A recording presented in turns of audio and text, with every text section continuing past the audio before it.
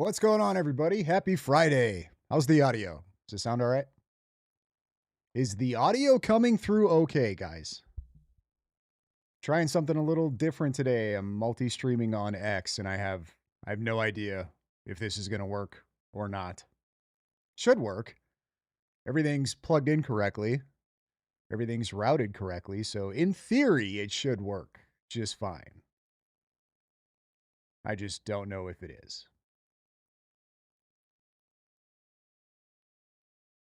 Audio sounds good. Sounds like always. All right. Perfect. Perfect. So Rex Jones, the son of Alex Jones, had Andrew Wilson on his podcast. I believe it's called Gray Area yesterday. And it it sounded like it was essentially to get him on to explain certain things that he said in the debate. And then they end up getting into a political discussion. And in my opinion, I think there's some, how do I put this? I think it exposes the mentality of just how childish people are when it comes to politics. I'll put it that way. So we're going to get into that. We're going to watch that. And I can relate, honestly, with a lot of what Rex Jones says because I used to think this way, like where he is and where most people are with their mindsets. I was that way like 15 years ago. As soon as I was basically legally able to vote, I've been of that mindset that they're at now. I got over that when, I finally grew up and came to my senses a little bit and realized that politics just doesn't work the way we all think it should or wish it would. So, just going to wait a little longer here, get some more people in before we get this going. I'm only going to do a stream for about 2 hours today. So, won't be super long. Super quick and to the point. I think the video itself is maybe like 35 minutes, 40 minutes long, something like that. Magoose84, I concur. Bronson saying things should be some way doesn't mean they are that way or can get that way, especially with that stupid attitude. I agree. I agree. It's basically the equivalent of like, oh, how can I want to be nice because I like, regardless of all the crap that Alex Jones has been doing lately, like I still like Alex Jones. All right. It's never, I don't even know how to put it, right? Like it's just somebody who I've been a fan of for a really long time. He's been entertaining to me. Does he get some things right? Sure. Does he get some things wrong? Sure. I don't really care necessarily about that. It's been a form of entertainment for me for a really long time. So even though I don't know, I could make excuses for Alex Jones all day. I really could. But I'm never not going to like Alex Jones. And I guess I kind of like Rex just by default. Not a huge fan of what they're doing. I think Rex Jones, and you guys will see that in the video if you haven't yet. I think he exposes just how elementary his thought process is to politics. Magoose 84, it's temper tantrum childish 100%. 100%.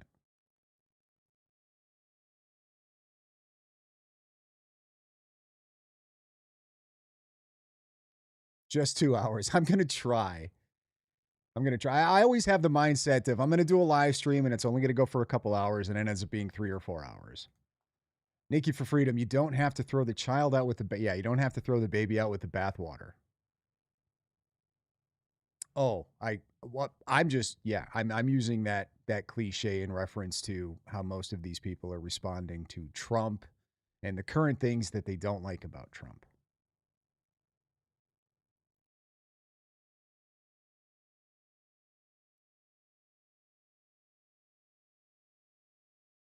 All right, everything looks like it seems to be working on X. I don't know if I have my chat incorporation set up to where X comments will show up or not, but doesn't matter. I'm not expecting to get too many views over there since this is the first time I'm doing it, and I really don't give a shit. Really don't care.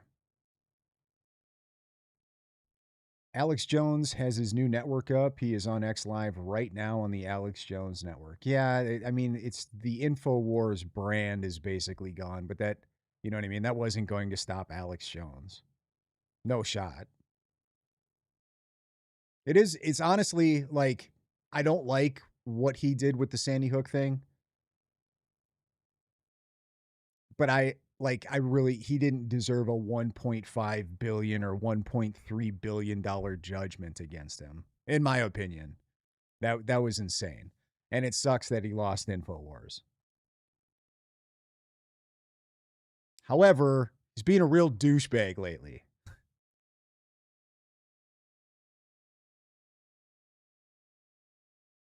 So I will say that. I will say Alex is being a real big douchebag lately, and I don't like it. Jumping on the Candace train because he's afraid of the Canditards. And I mean, whatever. I mean, he's already got like insane money problems, Alex. At least keep some of your integrity, dude. At least hold on to what little of that you have left.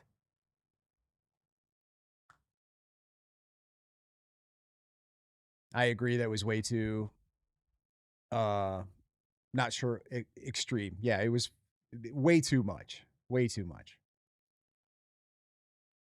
Magoose, well, he didn't deserve the kangaroo court process, and the fact that they forbid him from showing that he apologized long before the trials was BS. Yeah, they basically made it so he really couldn't even defend himself.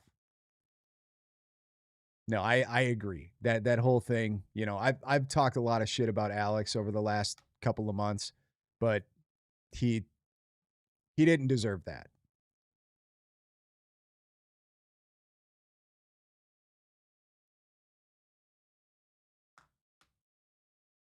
David Laking. I love that I can disagree with you and still want to come back. Yeah, I have.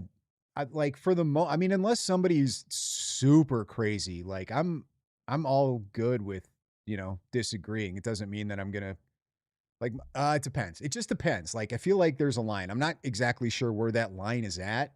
I think it kind of changes for me day to day, but it's pretty far out there. So like for you to cross a line with me to the point where I'm just done with you completely, it's happened.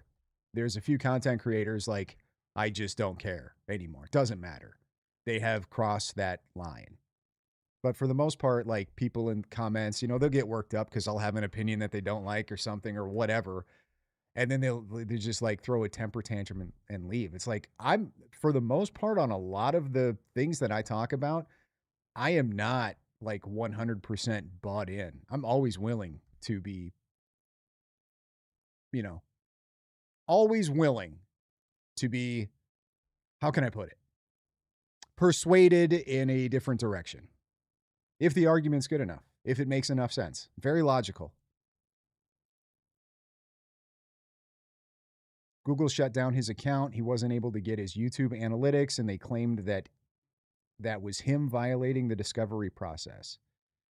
Yeah, that whole thing was a total shit show.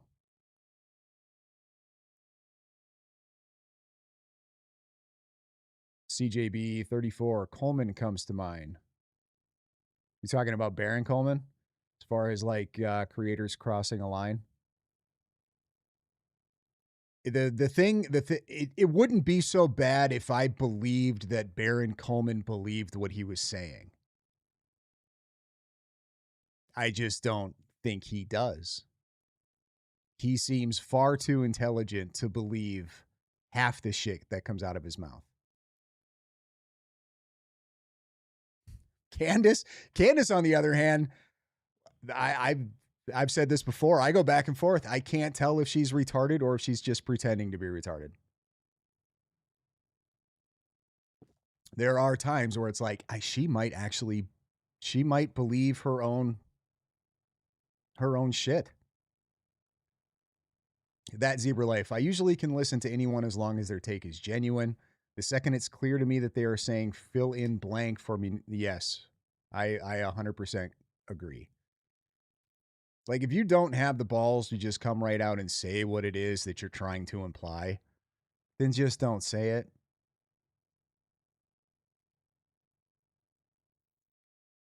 Magoose84. Baron was like number 8 or 9 for super chats for last week, I believe. Yeah, like good for Baron. Really. If you It's tough, guys. It's tough because like I'm always good when a sucker gets taken. I'm always okay with that. I don't like what he's doing.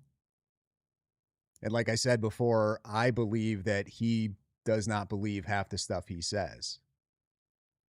But good for him on the grift.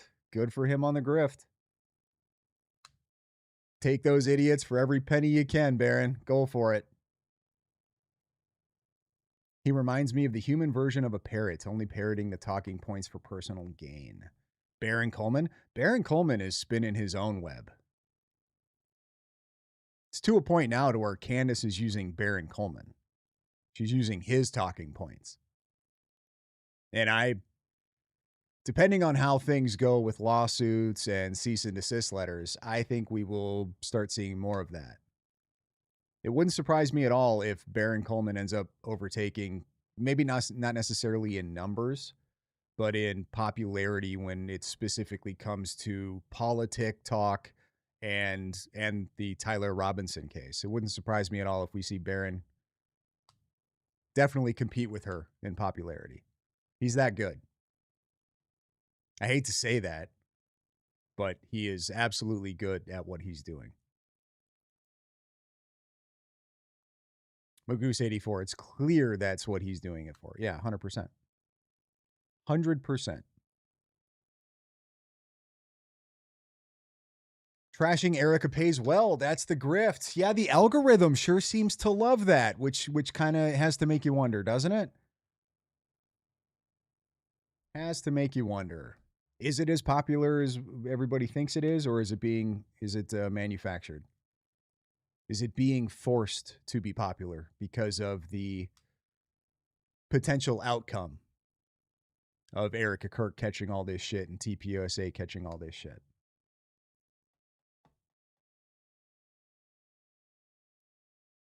Air Jeff, I think Ian has seen the light and tamed it down, but Moron Coleman is doubling down. He's far more dangerous. Well, Ian's probably got a lot more money than Baron does. Baron's just getting a taste of the quote unquote fame and fortune, right? Ian's kind of been there, done that. So I I don't know if I would go as far as to say like Ian is smarter than Baron Coleman is, but Ian has more experience.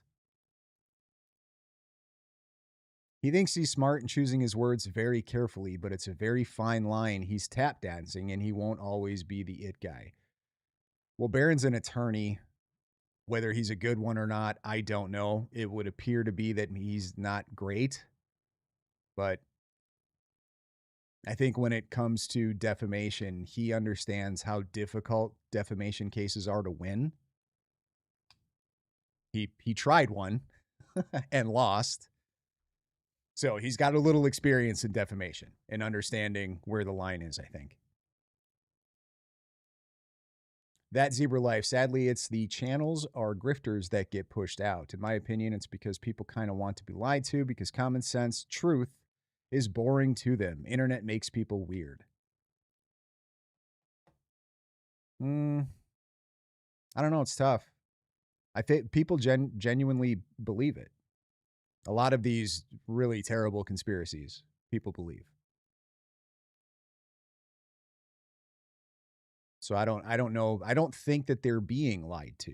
I think that they think they're getting the truth.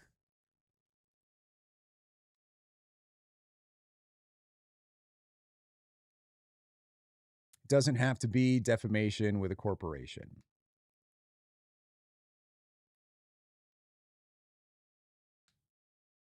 You could be right. You could be right. I don't know enough about it.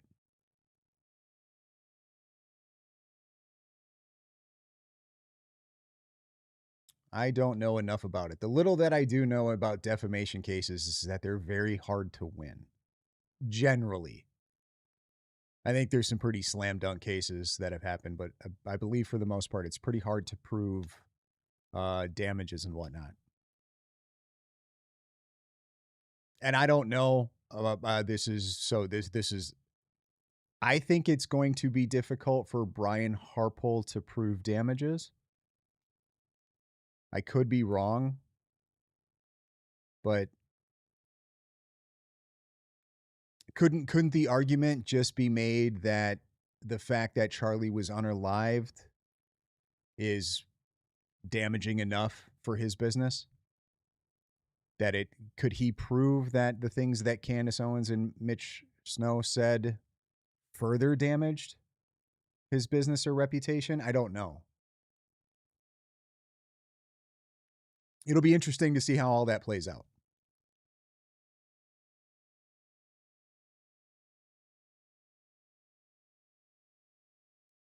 Seems I won't get live chats from X.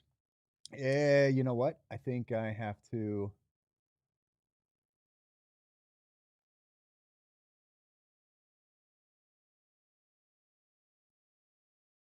I think I can. I think I just did it wrong. Let me see quick.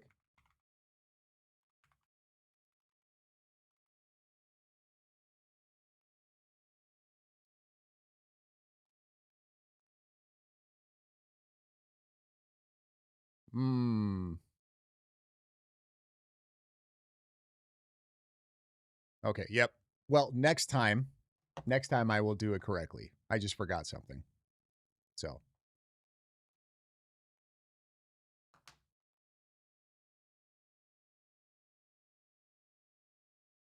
I don't know the future. I looked it up. Barron has made 50 to 60K in super chats for the past 5 months, close to 300K. Just goes to show there are idiots with more money than sense in the world. Yeah. Yeah. Absolutely. Well, to be fair, like $40 of that is mine. And I think Jay Witt might have contributed like $5 or $10 to that. So I said 3 times that the live chat on X wasn't working. Oh, my bad. My bad. It's working. It's just not pulling up in here. That makes sense. I could probably just. That doesn't matter. Next time. Just the fact that it's streaming over there and working is good enough for me at the moment. Which brings me to my next announcement. Other than I'm live streaming on X, I am. I'm pretty sure. So I built out some new scenes. I've tried a few different programs online to where I can bring guests on.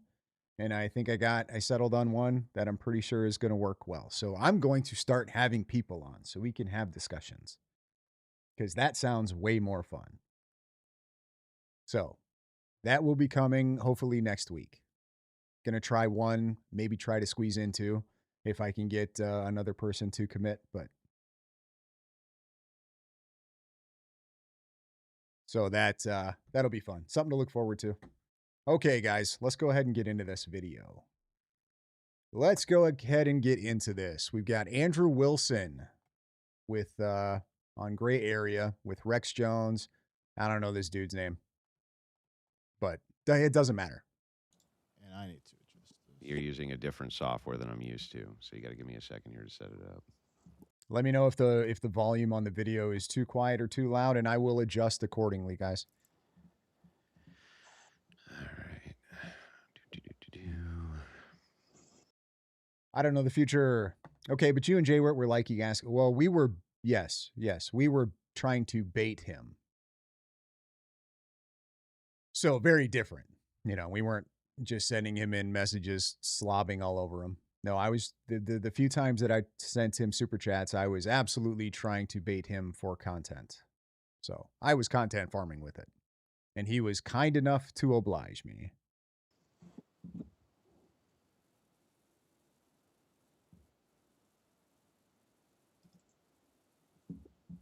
All right. I'm good to go when you guys are.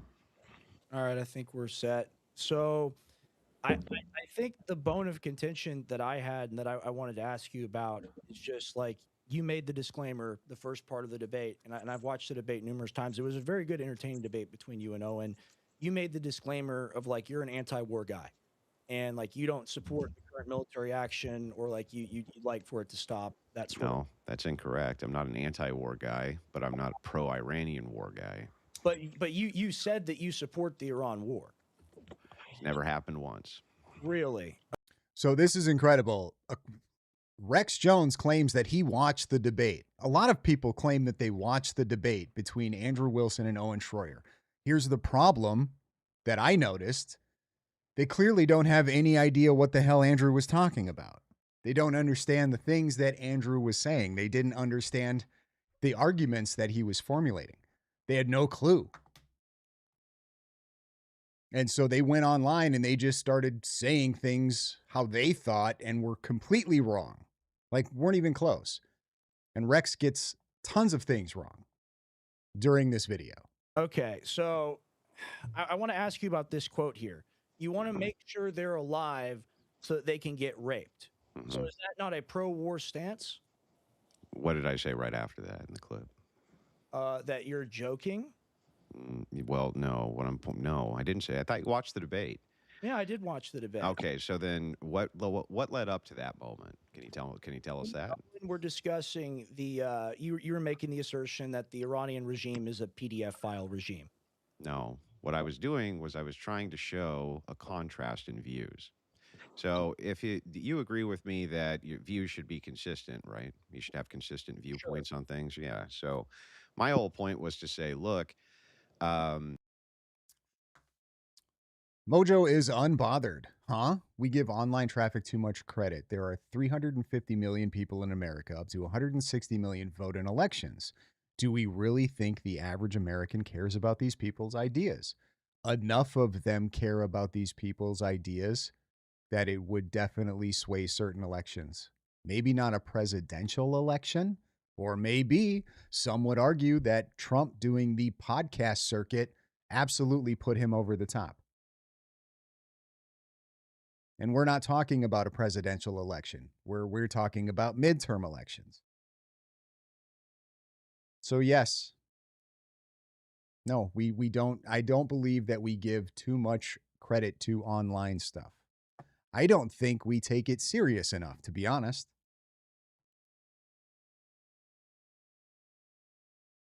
One of the main reasons that you're pulling away from your support of Trump is over the Epstein files. So I went into the debate knowing that there was only going to be two criticisms that he had of Trump. It was going to be the Iranian war and the Epstein files. How do I know that? Because it's all he talks about. So I'm like, Magoose, I think people who turn out to vote in midterm elections would be paying attention, or even worse, ones that decide not to go vote because they feel so disenfranchised. That's worse. like, well, that's my assumption, and I was correct. The whole point there was to contrast the consistency about we're so concerned about PDFs. I'm like, well, there's a whole country full of them over here, right? It felt to me like he was trying to move away from that point. I made a quip to him, and then we went right back into the debate. So I don't even know what this criticism is, because within 30 seconds, if you didn't cut the clip right there, it refutes that. It refutes that was any justification for the war. Yeah, you want to maybe roll the clip? Would you mind if we did that or no? Only if you roll it past the clip too. Otherwise, that's a setup and it's scumbag behavior. Totally fair enough. Wes, see if we can get the timestamp. So you're saying, explain the context again of you making the comment of the girl of laughing about the girls better being dead than raped. I didn't say that. Yes, you did. Let me read. No, that's not what happened. What happened? Yeah, hang on, Rex. Hang on. Raped. Yeah. So that was a quip. Hang on, that was a quip. May I speak? Here's what Owen said. I'm trying to think back. I'm trying to remember. Forgive me. I watched it a bunch of times today. I'm actually surprised I can't recall it from memory. He said, "Do you think that the Iranian schoolgirls are pedophiles?" That's what he said to you. And what did I say? No. What did you say? No. What did you say? What did you say? I said no. When he asked me that question, I said no. Say that you want to make sure that they're alive so that they can get raped. What makes that okay? What makes that? What justifies? You mean a quip? A quip?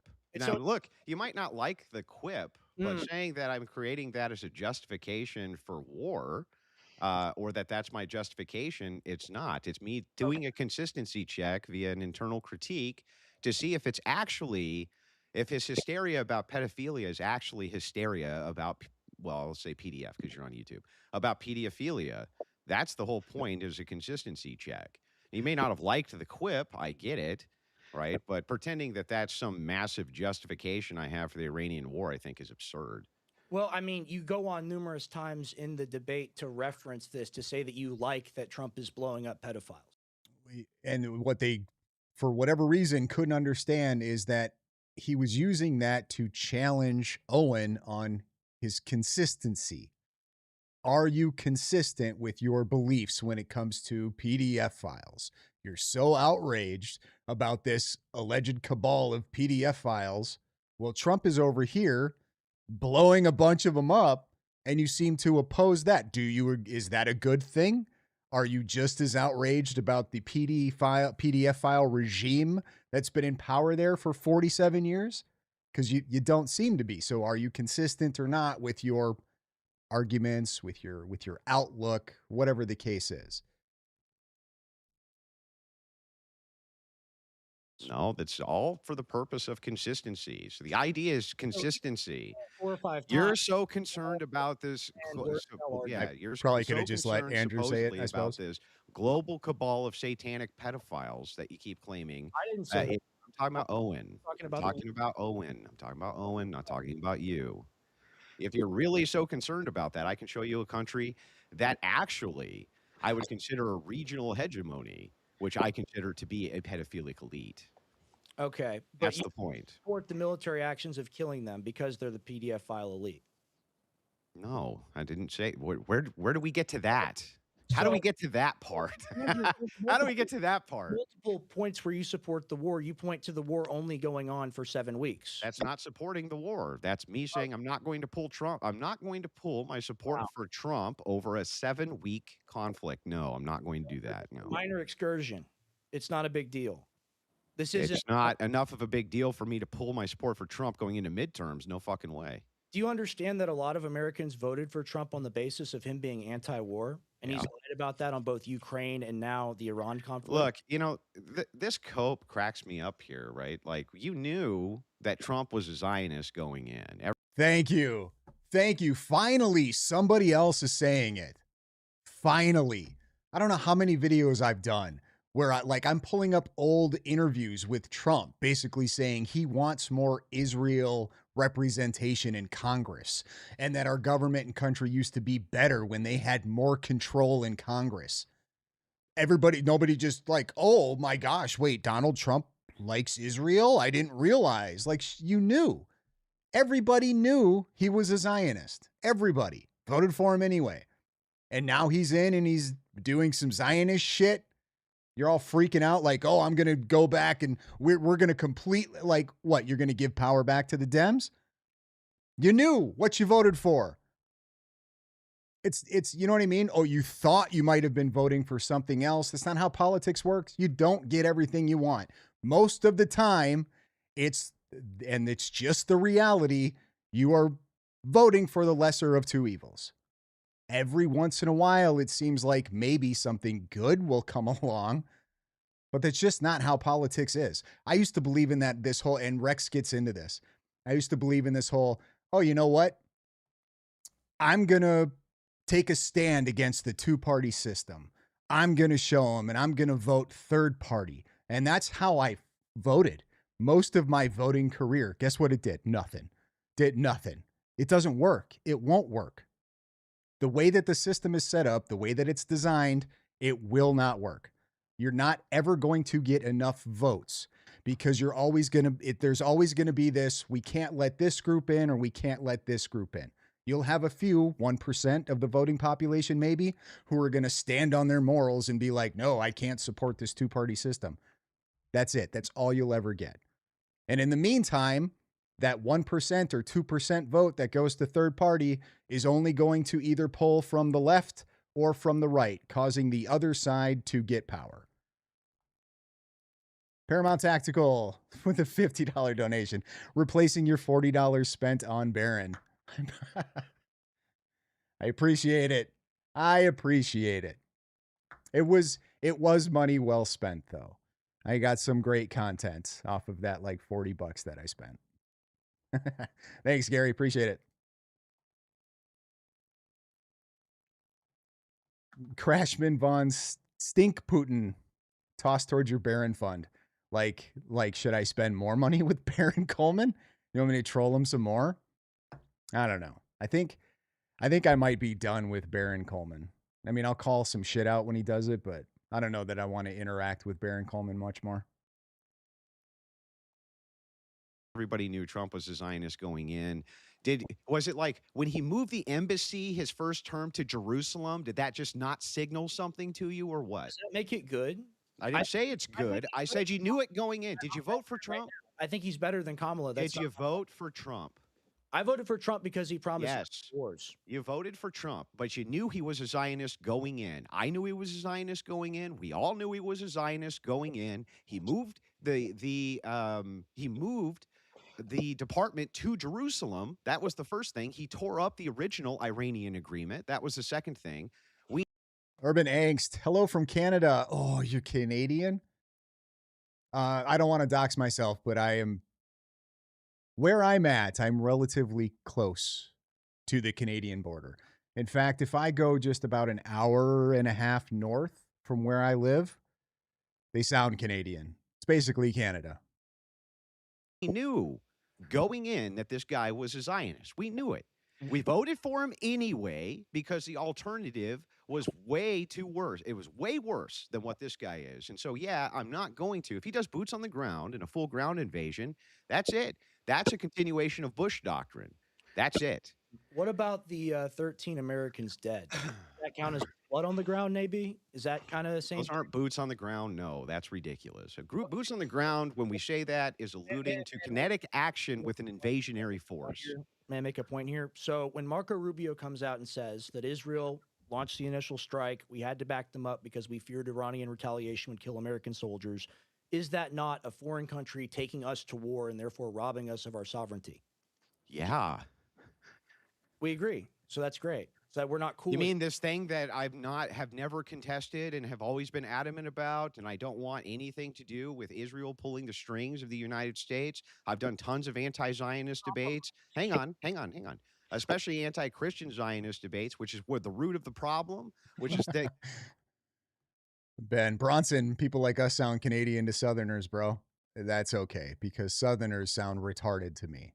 I'm not saying they are. I love the South. Love it. Love it. It's just some places, man, they get a little goofy. That Cajun accent's wild. which is like Kufi, these other organizations, which act as Israeli proxies. Hang on. That's great. Let me get my views out for a second. They act as Israeli proxies. Christian Zionism is a way bigger problem than Jewish Zionism is because that's how they get their power and foothold against the United States. Let's not pretend. It's not a fluff sandwiches. They are fluffer nutters. Fluffer nutters, bro. Righteous gemstones. Fluffer nutters. And otherwise. Not only that, the big issue that I have is we're going up against midterms soon. And beating Trump over the head over an 8-week conflict, right, I'm not going to do because the Democrat alternative is so much worse, which is why we voted for him the first time, knowing the guy was a Zionist. Action hands the Democrats the win anyway because the independent voter will not like this. You understand, it's cause and effect. He's created the solution that's going to cause the Democrats to rise. If he didn't go to war, none of this would have happened. Yeah, okay, hang on a second. Let's separate a couple of issues here. So issue one, is it possible that people are going to punish Trump because of the action in Iran? Yes, sure. I'm not disagreeing that that could happen. Am I going to go out there and advocate that you vote Democrat or push towards Democrats in any way, shape, or form due to a 7-week action? Cajun ain't Southern. Cajun is something else entirely. Well, I've never heard a Cajun accent up north. So they are from the South. I mean, I get, like, if you want to get into semantics on what the South is, because I know there's some people like Texas isn't even the South, but weird.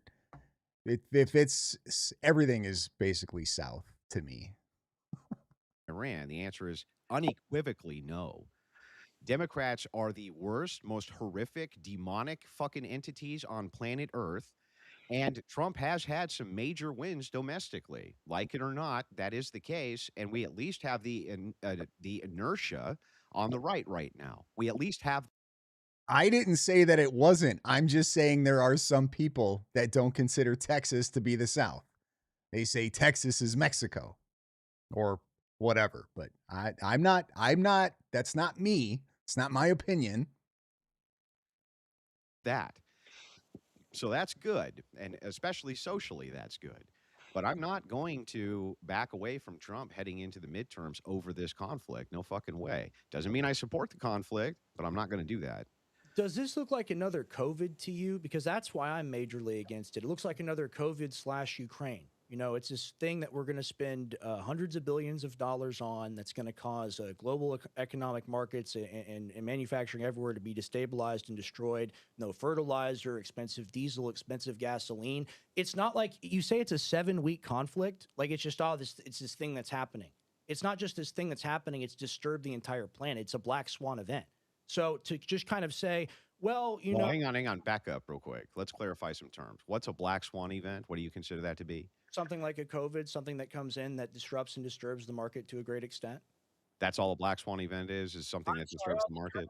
The word Lord, I'm sorry, tell me, teach me, great master. What a dick. He's just asking for clarification. Rex just goes straight on the defensive and is being an asshole to him. Like, bro, maybe you should just shut your mouth and listen a little bit. You're clearly nowhere near as informed as Andrew Wilson is on these topics, dude. Maybe you should just be quiet and listen. I'm just asking you to clarify that because I don't understand what you mean by it. That's all. Well, it's a black swan event. He's destroying the global economy by doing this. Like that's just okay. So a black swan event is something which is disrupting the global economy. That's what you mean by that? Sure, in this context. Okay. Go ahead. Me clearing up what you're saying is so that I understand thoroughly your position, not because I'm trying to play word games with you, bro. I can give you guys know what a black swan event I can give you guys the it's the balding guy with the beard. That's Rex Jones, Alex Jones' son. textbook definition. Well, my understanding of a black swan event was that there was some sort of utilization towards an existing crisis, but I could be wrong. That's why I'm asking you what you meant by it. The actual read the definition for you guys. definition? So, a No. black swan event is an extremely rare, unpredictable occurrence with massive, widespread go. impact, and that is what the definition says. So a widespread, unpredictable event. And then I think that generally people Oh man, I don't know if I can pronounce that. Hematlos, Y9s. I don't know. I thought we got all the nukes back in June. Yeah, I don't know. It's good. It's a good question. are taking advantage of that. So like I always thought the idea of a black swan, if you look Are at they like not Hurricane Katrina, for instance, it eliminates all of the like fishing vessels. You were able to make some prediction that that was going to happen based on the fact that we can't predict exactly when, but you could bet on the market that it will. And so you reap a big windfall. It's like something along those lines, not just that there's a disturbance in the global economy. Well, I mean, a lot of people are reaping off this conflict. The military-industrial Agree. complex is making a lot of money off of So this. are market speculators. I agree. Well, is that the cause of the conflict, or is it Trump dropping bombs? It's definitely Trump dropping bombs. Yeah. Well, that's what we take issue with, right? And I think you're also against that. Yeah. So why are we here arguing? Fair enough. Fair enough. I do have the clip that you guys were talking about where you said you wanted the context before and after. You guys want to play that or no? How long? 10 minutes of it? No, it's a three. Well, I've You got want- the we whole want as long segment, as but possible. but it's got the. If you want, Andrew, we can do the first minute before the statement that he was talking about the girls, and we can do the minute This after is good that. faith. This is good faith. I have nothing against you, and I'd like clarification if there is clarification. Yeah. Play the clip. Go ahead. Okay, Wes, go ahead and pull that up. Has control of I over hope. oil there. That's a nice control hope. over oil in Venezuela. That's a nice He has hope. control over all of it. No, Venezuela oil won't be ready for probably months. But though. we still have control of it. What did I say? In the future, it'll go down. We'll see. Why? I hope Because that's the speculators case. say I same hope that's the thing. case. But that's not the case right now. And Americans are struggling financially. And now here we are in another war in the Middle East, and we're sick of it. Are you going to We're blame? sick of it. Are you going to blame market speculators? I'm going to blame Trump for getting us into another war on Israel's behalf. Yes, I am going to blame Trump for that. He did that. So help me out here. Anti-troll Alpha F. I genuinely cringe at his name now. Whose name? Which name? By the way, that profile picture. I see you. Can you tell me all of the downsides of Donald Trump killing pedophiles in the Middle East? First of all, do you Yeah, you know, that's kind of the vibe I got too when I did my vibe check. That's the vibes I was picking up too, is that he's there being pissy towards Trump, which is dumb because Alex drew first blood. Alex went at Trump first, talking about 25th Amendmenting him.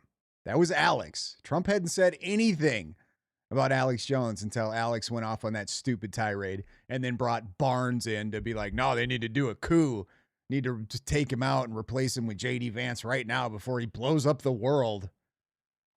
Like, maybe you know, if you're not ready to take it, maybe don't try to dish it out. It's as simple as that.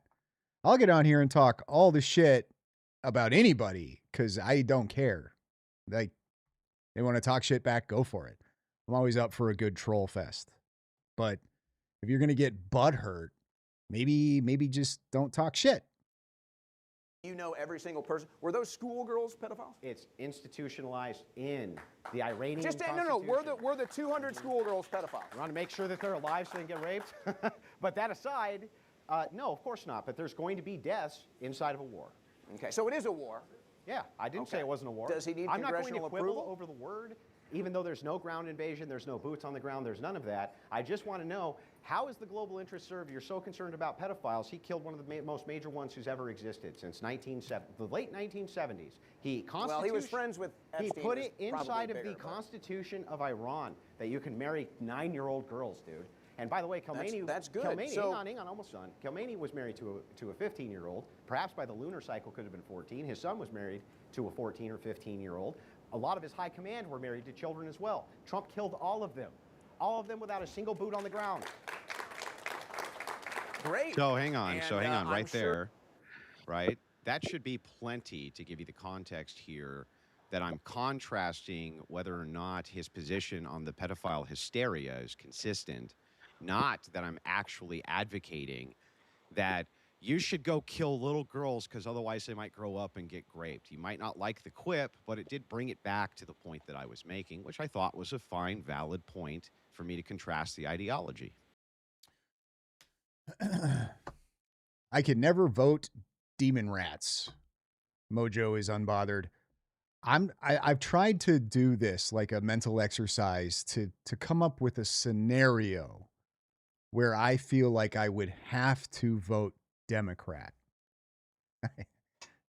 It's been unsuccessful. I have not come up with a scenario bad enough where I would be like, yeah, no, I gotta vote for a Democrat this time. I don't know if that scenario exists. All right, so Let's watch the rest It's a rhetorical Well, thing. let's It's watch not the an actual rest of statement it, on the so- war. We're gonna keep watching it. I'm not here to do a debate review with you. I'm here to do a debate with you. All right, fair enough. Fair enough. After we've killed thousands of Iranians, including young schoolgirls and the entire Pedophiles. family, I'm sure that the Iranians are going to be less radicalized because of that. Positive. So I'm not mad at- Radicalized? What do I'm you not- mean? So you go on to repeat it. So it's not just a singular quip. It's Right after this, too, if you play it 1 second forward from that, what you'll see is me saying, how do you get more radical? Because the idea there and the critique is that they're going to become more radicalized.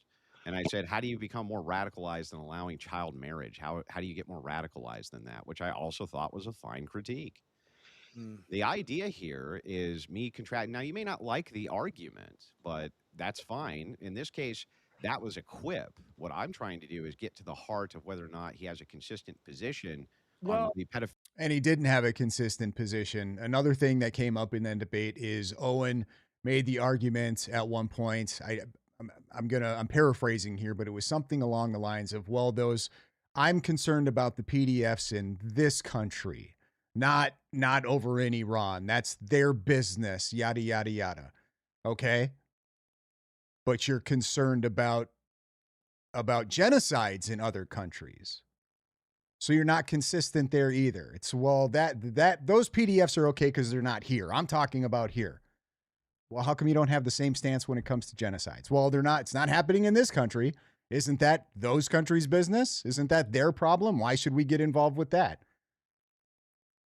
PDF is less worse than genocide? A whole PDF regime? That's less. I mean, it's such a big deal to you guys. I'm not saying it's not a big deal. Don't get me wrong. I want to clarify that. I'm not, no, they should all be hung. All right. But if you're going to have and be so worked up over this whole PDF thing, this Epstein stuff, then I feel like you should be consistent with that across the board. Worldwide. PDF files, bad. Trump bombing PDF files, good.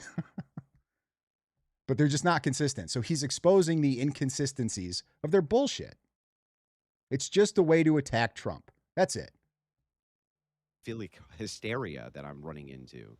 There are points about the war that you make there. You reference no boots on the ground. You reference some other military feats as well, referencing that we killed those people. So I have a hard time where you're bringing up the war and you're referencing it and you're kind of giving points to Trump while you're saying that you have this anti-war stance. I just find that to be inconsistent.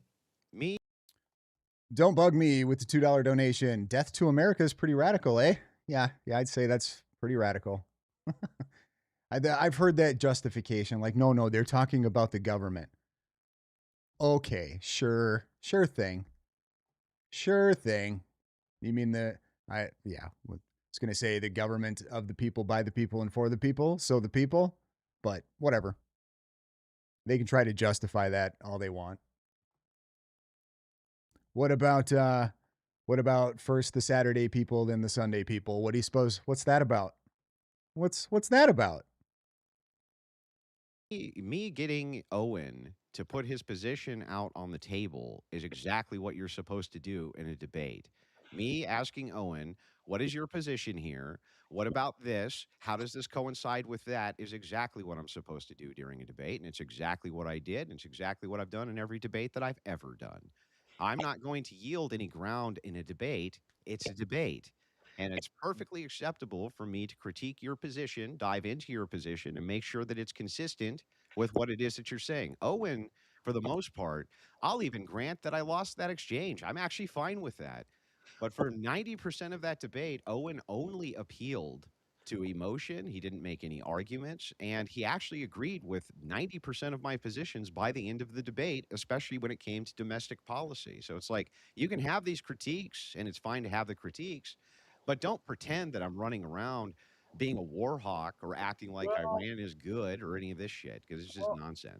I wouldn't say war hawk. I'd say compromiser, right? Because anything is worth defeating the Democrats. We must defeat the Democrats at any and all costs. So this conflict, you talk about the 7 weeks, it's only been 7 weeks. It's worth it to you in your mind if we defeat the Democrats. Well, can we untangle a couple things? First of all, politics is about compromise, like it or not. We live in a democracy. Do you agree that that is in fact the case? It's not that I love that, but it is in fact the case. In order to achieve power in a democracy, you Take it easy, Jeff. If I don't catch you, have a great weekend. have to have blocks of voters. Can you tell me how you can attain power absent a voting block? How? That's a good point. Look at the boomers, right? They vote for the end this war and the death and the Christian Zionism every time. So you do Can you need answer my question? How can you have power without a large voting block in a democracy? How? Well, obviously you can't. Like, you can't, exactly. So if that's the case and you can't have, without a large voting block, any sort of institutional power, all you're doing is saying that you have to compromise. That's literally what you're saying. If you want power, you have to compromise. It's kind of like two pimps. I think the Republicans are just as evil as the Democrats. I think the Republicans are prepared. And here's the thing, you can say this isn't That mindset right there. I am so familiar with that mindset because I was dumb enough to have that for a large number of years. I would only vote third party. The closest I got to voting for a Republican before Donald Trump was Ron Paul. I voted for Ron Paul in the primaries, but he obviously didn't get the GOP nomination. But that's the closest that I got up until Donald Trump because I was stupid. And now I'm a little less stupid, But I could totally understand this mindset. They're just as bad. The Republicans are just as bad as the Democrats. It doesn't matter who we vote for. We end up in wars. We end up in incredible spending, blah, blah, blah, blah, blah, blah, blah. They are not the same thing. They might have similarities. There might be shit that we just end up getting stuck with but they are not the same. One is far worse than the other one, especially when it comes to domestic policies. True, but there's also no precedent for the initial Iran war beginning. I think that the Republicans are prepared to send tens, if not hundreds of thousands of troops to do a ground invasion. You could say that's ludicrous. You could laugh at that and say it's a joke, but we weren't at war February 28th. A ground invasion would require a troop buildup, which nobody is seeing happening anywhere. There's no troops on the border ready for this. There's no troops being moved in mass anywhere for a ground invasion, at least thus far. Now, you can speculate that there's going to be a ground invasion, but what did I say my red line was? If they do a ground invasion and continue the Bush doctrine, I'm out too. That's a red line that I cannot surpass, because ultimately, at that point, Jack Craig, Ron Paul, not Rand, Ron, the dad. No, I would have never voted for Rand Paul. Now, not that there are some things with Rand Paul I like, okay, but he's not Ron. If we get into another elongated Middle Eastern conflict, which would last 18 years because we're trying to police Iran, then I do think that domestically we would suffer so badly that the GOP might actually need to be replaced. But in this particular case, no. Democrats, I'm not giving them power to fucking nothing. Nothing. Ever. Under any circumstances. They're monsters. They're monsters. Here's the thing. Here's the thing. I can totally understand that position. Nobody understands that position better than we do at InfoWars with the free speech persecution and all of it. And like whatever you think of us, whatever you think of the situation, like it's wrong what's happened, right? So I understand what they can do when they're in power. However, this religious death cult that's been empowered and the fervent support of it and the engagement of that support rising and pushing it further to where the president becomes more delusional and thinks he can do more of these things like sending people back to the Stone Age or destroying an entire civilization. These are not normal things that I think can be supported or squared with Look, the left's been saying for years that Trump is unhinged with his tweets and this and that. Nobody gave a shit. Just a few short, hang on, nobody cared just a few short years ago when this guy would say all sorts of unhinged things. Now suddenly they're clutching their pearls about it because he's doing something they don't like. That's fine. You can clutch your pearls about it now. He's doing something you don't like. But let's not pretend that Trump's True Social has just been like a bastion of very hinged behavior, or when he was on X that it was either. That was one of the things that people loved about the guy. Has he been talking about killing people besides the Fifth Avenue thing, which maybe he's right about, by the way, about him shooting a guy on Fifth Avenue and getting away with it? Like, has he been talking about destroying civilization? How's the volume now? Is it higher or better? More better? More gooder? For, Oh, yeah. Remember, to the victor go the spoils, right? To the victor go the spoils. There's all kinds of things Trump has said, which has alluded to the fact that he's not afraid to use the United States military to kill opposition to the United States. Nobody went into this thing not knowing that Trump was a Zionist. Literally nobody. In fact, Fuentes' biggest critique of the coalition around Trump was that Trump was a Zionist, and we knew it, and we were going to elect him anyway. You have to defend that position. I'm asking you, all right, so do you tell the average voter, so the average voter is not like watching a show like this or watching a Nick Fuentes or whatever. Average voter knows very little about politics, right? So do you tell the average voter who's like, I voted for that guy because I really cared about no new wars, you tell that guy, sorry, well, you should have known about Trump and his actual real positions. You didn't know. KKQ4E, who is the guy on the left? Just watching him is giving me lung cancer. It's Smokey Man. When the guy promises he's not going to do something and then he does it, aren't you allowed as a voter to get a little upset about that, a little angry? Yeah. Why aren't you? But wait, I don't understand. I've said how come you're not upset? Why aren't you upset, dude? How come you're not going on X and social media every day and talking about how much you hate Trump? Why aren't you mad and whining and crying every day like everybody else? Oh, gee, I don't know, because I'm not stupid. how many times now that I'm not for this war, that I don't support the war. What do you want me to do? What should I do? Should I walk down the road with a big sign that says "fuck Trump" and Iran? Like, what do you want me to do here, man? Please You're stop. coming into an election cycle, the midterm elections, with Democrats who are going to impeach the guy. Now, maybe you think he deserves to be impeached. I don't know, but they're going to impeach him no matter what, and they'll do it under any grounds that they can do it on. Here's the reality, Sierra J. Martinez. Even when you list all the good things that Trump has done, okay, even if Trump had come in and practically done nothing, he's still better.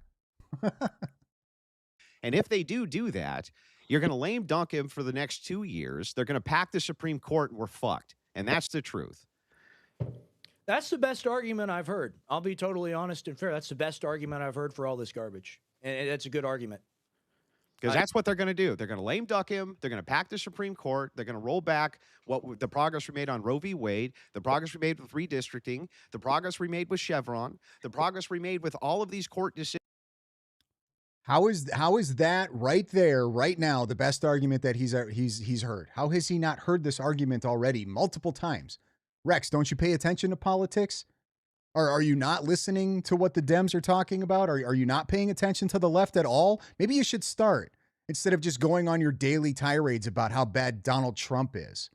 Maybe you should start focusing a little bit more on the left and understand what it is that we're up against, because clearly you don't. Clearly you're just hopping on the grift. These people suck. They suck. Come on, guy. Like, do better. Do better. Okay, war bad. War bad. Cool. Be critical of Trump. Fantastic. You know, you can still vote and try to keep the left from gaining power while also complaining and trying to push back against policies that you don't like from the party that you voted for. You can do that. That's a thing. I don't know if we're aware of that or not, guys. We can vote for a party because we have certain ideals, because we want certain things done, and then we can try to hold them accountable to get those things done. Doesn't mean that we go, oh, they didn't give us what we wanted, or, oh, they started something we don't like, so now I either have to not vote, I've got to bitch and complain about it all day and do nothing about it, or I've got to allow the Democrats to come into power. Like, you can still vote, you can still push people to go vote, and then try to hold them accountable. You can bitch and complain all you want. You can still do that. Decisions that came from the high court. We had a high court decision that said that the local courts, no longer the local federal courts in California, could no longer make policy for Texas. That was a massive victory for us. Magoose 84, they don't make money that way, Bronson. You are absolutely correct. However, if they all started doing it, where are those whiny people going to go? They're not going to go anywhere. You're going to manipulate them and change their minds. Just how you're feeding into this whole, or how, not you, but how they are feeding into this whole anti-Israel thing. Like, the more that these podcasters who claim to not have power, even though they obviously do, power and influence, more than we like to give them credit for, if you can be anti-Israel, you can be skeptical of Israel, you can do all of that, and then still incorporate in your hour shows or 2 hour long shows about how important it is that we don't let the Dems have power because, oh, look, here's what they want to do. In case you guys have completely stopped paying attention. Here's what they want to do. All right. So we need to change. Maybe we need to get certain people elected, whatever they want to talk about. But we don't have to just give up and be black-pilled and doomer-pilled and just throw in the towel. Because Andrew makes this point. It's a great point. All you're going to end up doing is giving power back to the Dems, and then in 4 years, go running right back to the Republican Party. So you're just in this steady cat and mouse back and forth. Oh, we're so upset with the Republican Party. Dems get power, and now Republicans, we go running back to them, and now they've got to try to fix the last 4 or 8 years of what Dems have completely screwed up. And then they don't do a good enough job quick enough, so then it's back to black-pilled and doomer-pilled and go right back to the Dems. This is all I've seen the entire time I've been paying attention to politics. Andrew makes that point, and it's a great point. It's exactly what happens. Huge. People don't ever even talk about that. Massive victory. he's had 3 times the amount of injunctions against him when it came to immigration policies any other president who's ever existed. They've had made injunctions for him just sending out the National Guard to support federal buildings when Antifa lunatics were killing ICE officials. It's like everything this guy does, they have hamstrung in every way possible.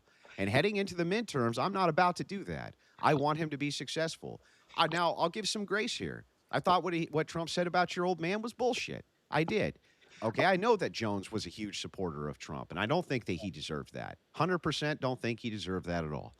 But that aside, right, I know going into this election cycle, they're going to pack the court, and I know this because that's exactly what Carville said they're going to do. He was most recently, I think it was, he literally said what the agenda is. The agenda is to pack the fucking court, and that's exactly what they're going to do, and we are fucked, man.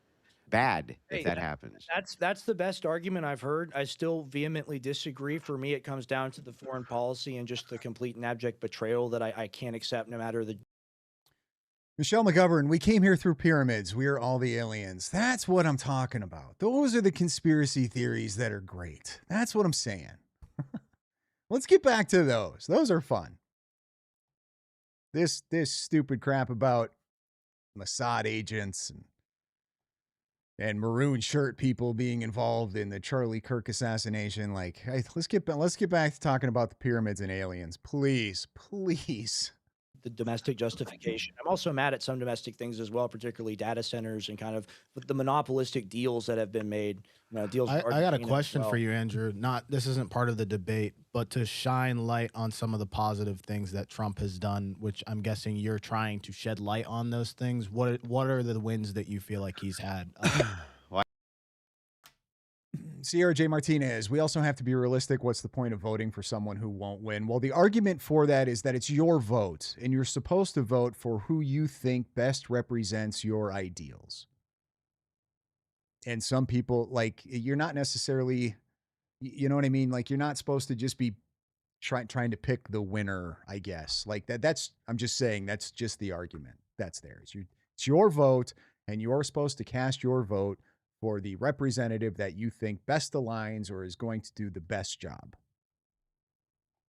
Unfortunately, we have a two-party system. And in my opinion, the way things are going with how radical the left is becoming, we don't have that luxury anymore. Unless something drastically changes, we just don't live in that type of luxury anymore. I just gave you a ton of court wins, but we also have, and let me tell you this, and I'll make this as blunt as possible. If you had a crystal ball and you had been able to look in the future and see that Trump was going to do an 8-week quagmire with Iran, and it was going to cost some American troops their lives, and innocent people were going to die, and it was going to fuck up your gas prices for a while, but that would lead to net negative migration, most people would have taken that deal.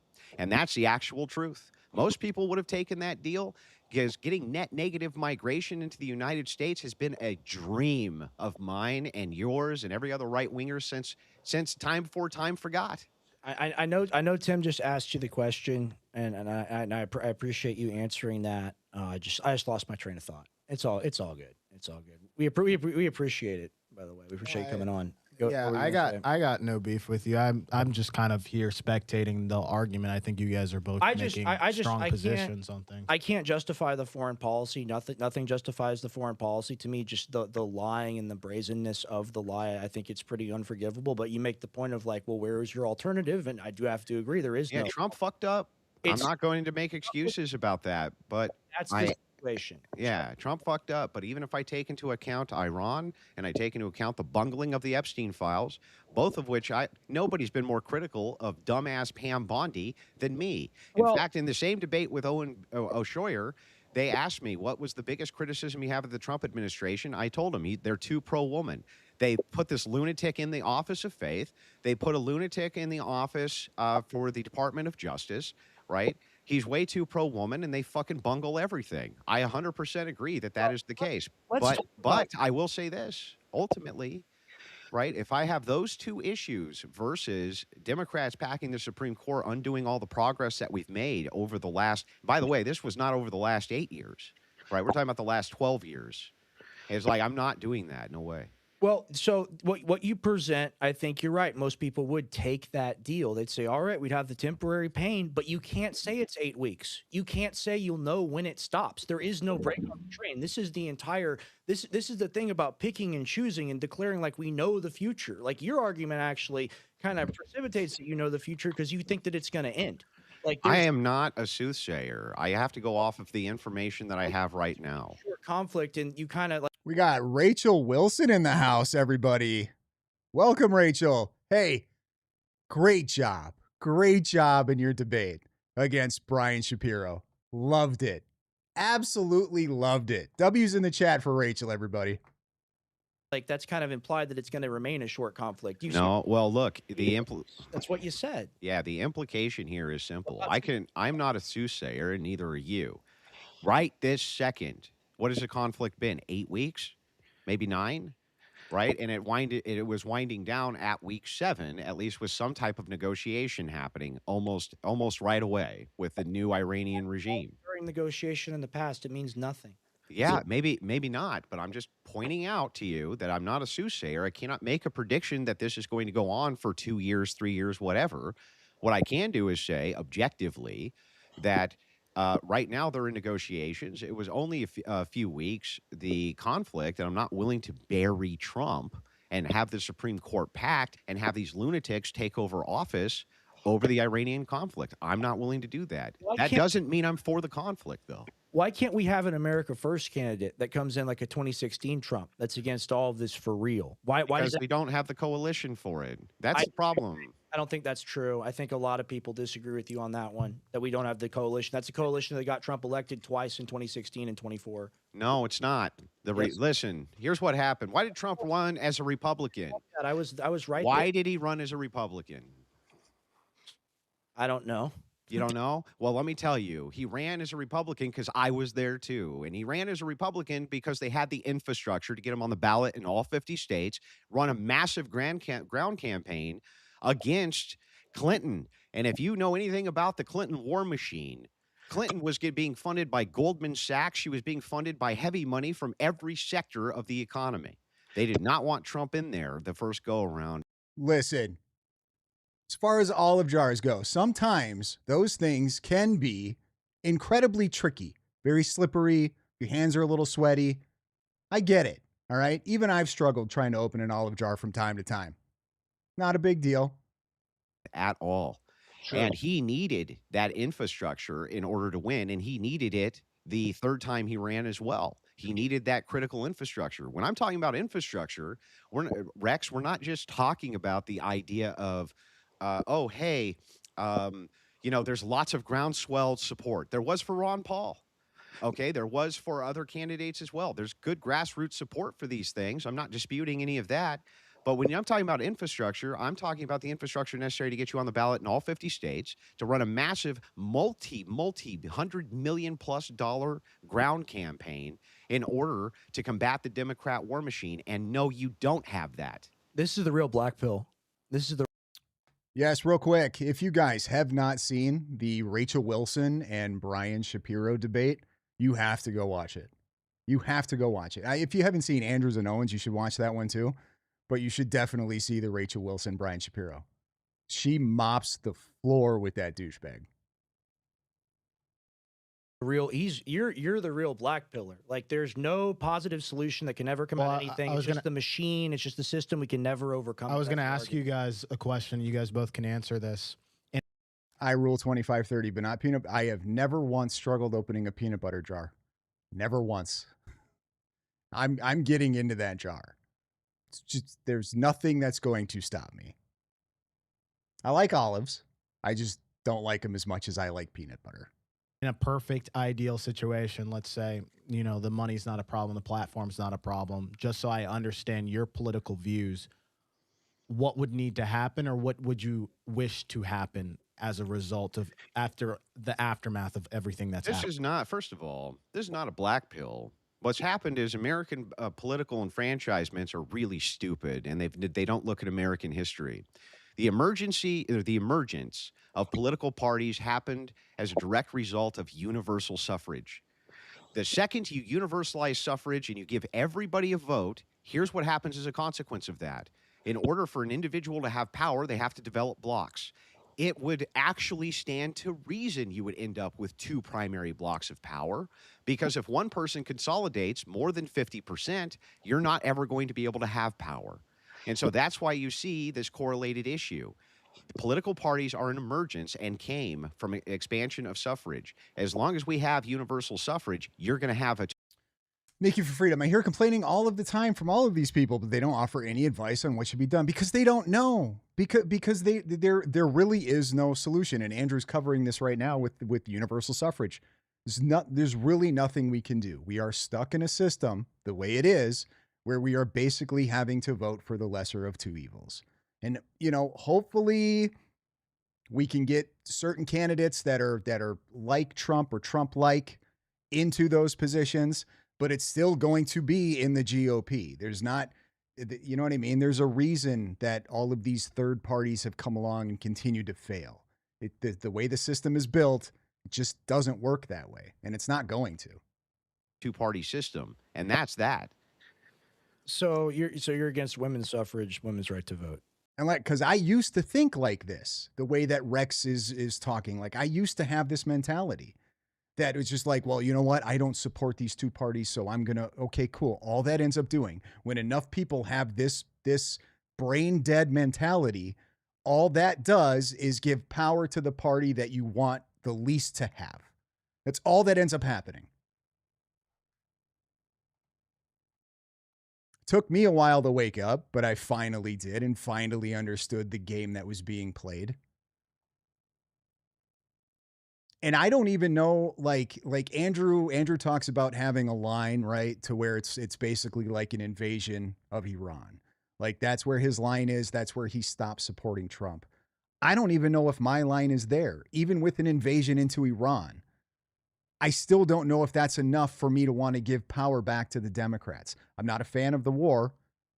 I'm just not. I don't think it doesn't matter. But even then, I don't know if that's a line that line is not far enough out to cross for me to vote for Democrats or to allow Democrats to get into power. That's how bad they are. And coming from somebody who spent a good portion of his life without his right to vote, or not, well, I mean, I got that one back relatively quick, but spent a good portion of my life without my Second Amendment right. Let me tell you that if you have your Second Amendment right and you're not exercising it, exercise it now, today. Start today. You don't understand how precious these rights are until you start losing them. And if you want to start losing even more of them, let Dems get power. See how that goes. Not just when. I think universal suffrage itself is a mistake. Men and women, it's a mistake. Our founders didn't like it. Our founders hated it. Standard on property, that type of thing. What's that? You have to have like the original standard, like you own property. Maybe not that. Maybe you could just be a net benefit to society, meaning you don't take more from the welfare state than you are providing in social safety nets, or positive plus for taxes. Perhaps you could do one household voting. There's all sorts of different ways in which you can attack that problem. But you cannot break the back of the two-party system absent. So do you think you're going to be able to bring that worldview to the Republican Party? Is that more likely, or would you be able to create a new party that has kind of that political ideology? Do you believe more of the reform of the Republican Party, or do you believe in like that? Because that sounds radically different than what we have right now. How are you going to implement that in your paradigm of our political system? How is that? Right now, what I'm talking about when I'm talking about this type of thing, right, is so new to people's ears because they have so little understanding of the history of the United States and the emergence of the two-party system based on universal suffrage, which came about due to, first we had the Articles of Confederation. After the Articles of Confederation, we unionized. After the unionization happened, the mass expansion of voting. Jack Craig, the only thing I think that would lose my support would be if he turned full on woke. I mean, I don't know that I would like, if we end up doing a full-scale invasion into Iran, which I don't think is going to happen. From Trump, I don't think Trump likes war. Doesn't seem that he likes war. All right. It's not that I would stop. I wouldn't support Trump, but it's still not enough for me to like to not to not vote Republican in the midterms. Is what I'm saying.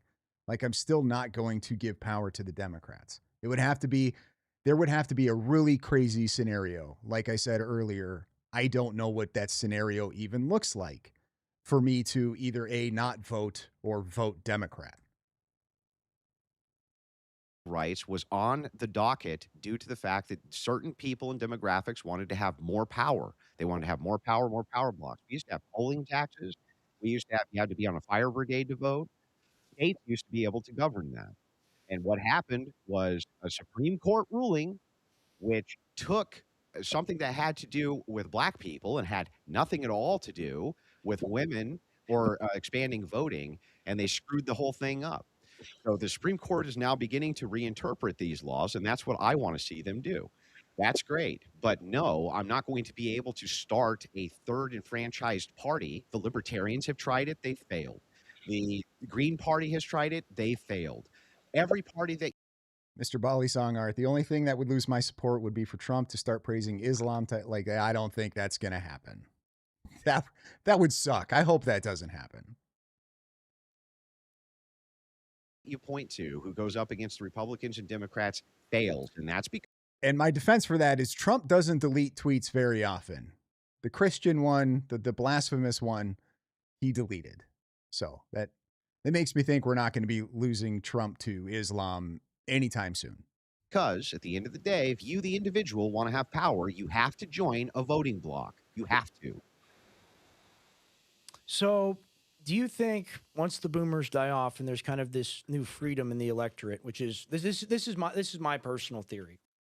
The way people feel about war depends on how they see the alternative. Where you stand depends on where you sit, so to speak. Yeah, I get that. And you've got all these people who are like, oh, I'm anti-war, that I guarantee you, if tomorrow we went to war with Israel, they would be incredibly pro-war.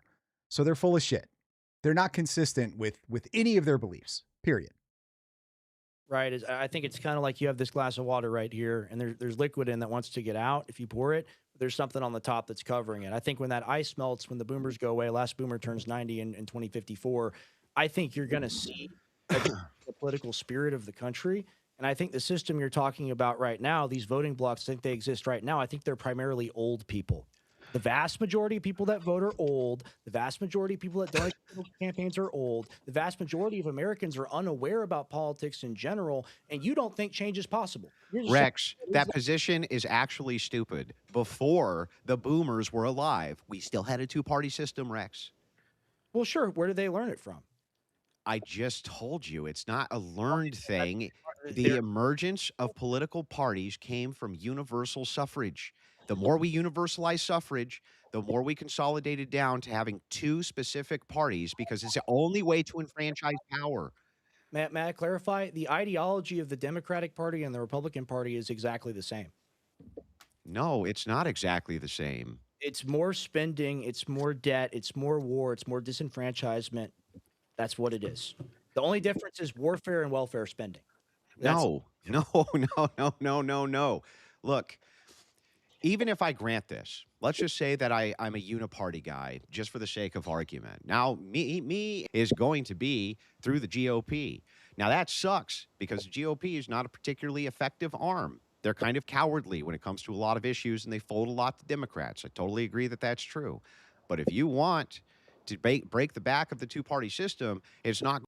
Righteous Gemstones. If I thought like Rex, I wouldn't follow or discuss politics. It's one thing. This is just my opinion, but it's one thing to have this mentality. It's another thing to speak so confidently about things with this mentality. If Rex was coming from a position of these are the thoughts that are in my head, and I want to challenge my ideas to see if they hold any water, to see where I stand, because in my brain this sounds good. But how does it stack up to some, and he's got the perfect opportunity to do it here with Andrew. He really does. And he came out basically like an asshole, came out confrontational, right? thought he was going to try to control the conversation. Like, bro, you have an opportunity to learn some shit. You know what I mean? Like, say what you're thinking. That's cool, but I don't know, be better about it. Like, phrase it in a way of, here's my thoughts. What's your take? Is this stupid? Am I off the mark here? So it's not so much that it's like, it's totally cool that people have this mentality, because I mean, I'm kind of defending myself because I had this mentality for a long time. I just had to start listening to people who knew better and have an open mind about things and try to understand things better. I couldn't imagine just coming on here and being like, I know everything and it's all, you're wrong. I mean, I kind of do that, but mostly just against Candace because she's retarded. Going to be through boomers dying. Pre-boomers, there was still a two-party system, and pre-them, it was still a two-party system, and pre-them, it was still a two-party system. In fact, the Democrat-Republican Party was its own party, the Democrat-Republican Party. Before we had Republicans and Democrats, and we had the Whig Party, and then you know what I mean? But there was always two parties who were basically battling it out for almost the last 140 years. So you talk about like a Christian future, and like it sucks, but the Republican Party is the only place you could foresee that. Maybe I don't want to paraphrase or put words in your mouth. I don't think there's anything Christian about this administration. I think Paula White is like a heretic. Like, his entire argument is just, they're not perfect. Like, no shit, dude. It's you're never, if that's your expectations, I don't even know. What do we do with people like that? Like, I expect absolute perfection from my government, and anything short of that, I'm just going to throw a temper tantrum. What do we do? What do we do with those people? Yeah, guess you're not going to get everything you want, dude. It's not going to happen. Politicians are sometimes going to lie to you, or they're going to promise things and then not be able to do those things because they have competing interests that they have to fight against in government to get things done. I don't even know what to say to stuff like this. Demon. And I think when you have that in the White House as the chief spiritual advisor, or the chief of faith, or whatever it's called, I don't know the exact term. I think that's reflective of a much more darkened situation. I think I don't want to make assumptions, like based on like theology. I think that you would have to agree with that. Like, something's wrong there. Yeah, she is a lunatic. The office of faith is filled with a lunatic. I totally agree with you. 100% agree. You're not going to get any dispute from that. But here's my alternative. The people who want to give it's going to be the case that even if we punish Republicans, here's what actually happens. If we could do it, we could go in and punish Republicans for the war. We could go in and punish Republicans because they're not doing what we want. All that happens is we get 4 years straight of misery, go running right back to the Republicans because things are so bad that it's damn near unlivable. And Republicans have to spend the next 4 years undoing all that shit. So do we have to put up with anything and everything as long as it's not as bad as the Democrats? You tell me the alternative. So I guess that's a yes. No, it's not a yes. I asked you to tell me the alternative. Alternative would be to break free of this and create a new candidate, just How? like in 2016. How? You can No, 2016. Here, let me give you an example. 2016 was Republican versus Democrat. Where were you? 2028. Let me give you an example, and I'll corollary it to 2024 to give precedent to show that this has happened before. Okay. So 2028, we have JD and we have Rubio run. Let's say we have a candidate. Let's just say it's Massey, right? Let's say he runs as a Republican initially. Let's say he gets 20% of the vote. He pulls second or whatever. Let's say Vance is like 32 or whatever. Not Rubio. Massey could, like RFK Jr. did, leave the Democratic Party and run as an independent. There's precedent for that. We've seen that before. That's my alternative. That's what I advocate for. You can laugh at it, call it a pipe dream. That is a real thing. That is something that could happen. That has precedent. When's the last? Cool. He absolutely could run as an independent. RFK Jr. just kind of did that.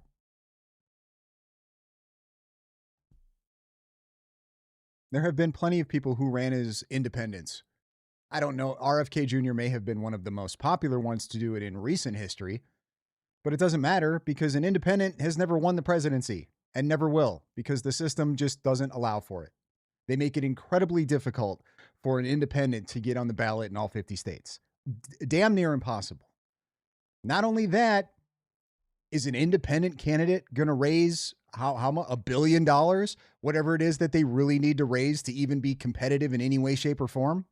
Like, what are we talking about? It's not going to happen. Time an independent won.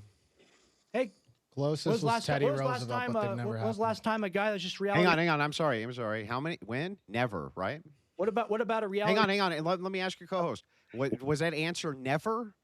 I would say it never happened. Never, never happened. What about Trump? There are plenty of things that are unprecedented. They happen.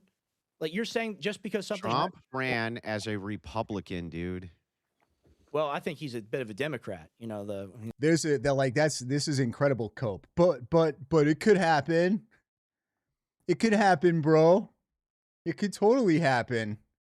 No, it couldn't. His past affiliation. That's a complete non sequitur and has nothing to do with anything. Whether you think he's a Democrat or not a Democrat, or he's more liberal or not more liberal. I got a question. I got a question for you, Andrew. So, do you think, like, obviously, I'm agreeing with you on the fact that we're not going to get away from the two-party system anytime soon. But he's on your team. But a person who is running within that party can have their own thoughts of opinion, right? In which have a more moderate moderate appeal. Look, Trump's responding to the anti-war crowd. He's responding to it. Okay, he's clearly upset. He's clearly miffed. He clearly sees his poll numbers are reducing. It seems to be having some effect on him, and he seems to be. So, as far as Massey goes, I don't agree with everything Massey does, but I like Massey.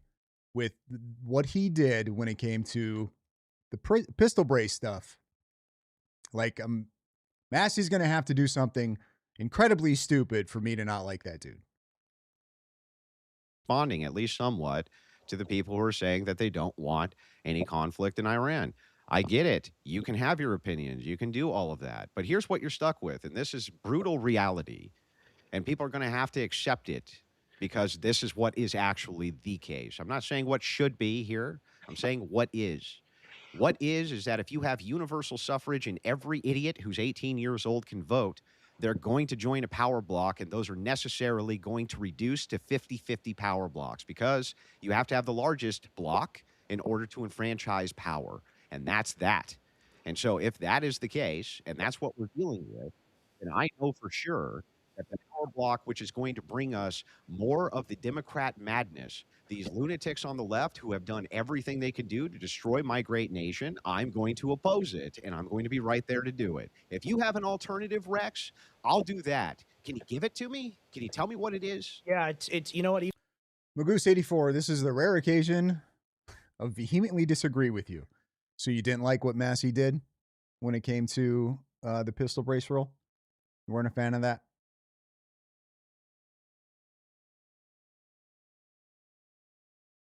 I'm just curious.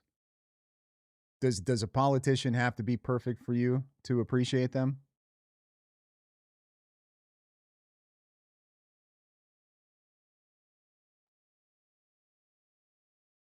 Even if it's a vain, bleeding heart hope, it's supporting independent candidates that aren't a part of building a control grid around us. And both left and right, they're doing that. Both Democrat and Republican, they're doing that. Doesn't matter if it's Oracle or Palantir.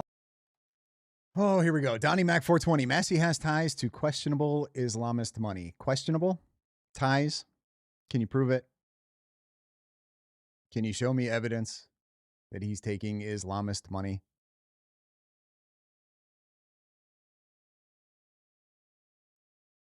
I rule 2530. What is the pistol brace rule? Well, I guess technically there isn't one. And a big part of that is because of Thomas Massey.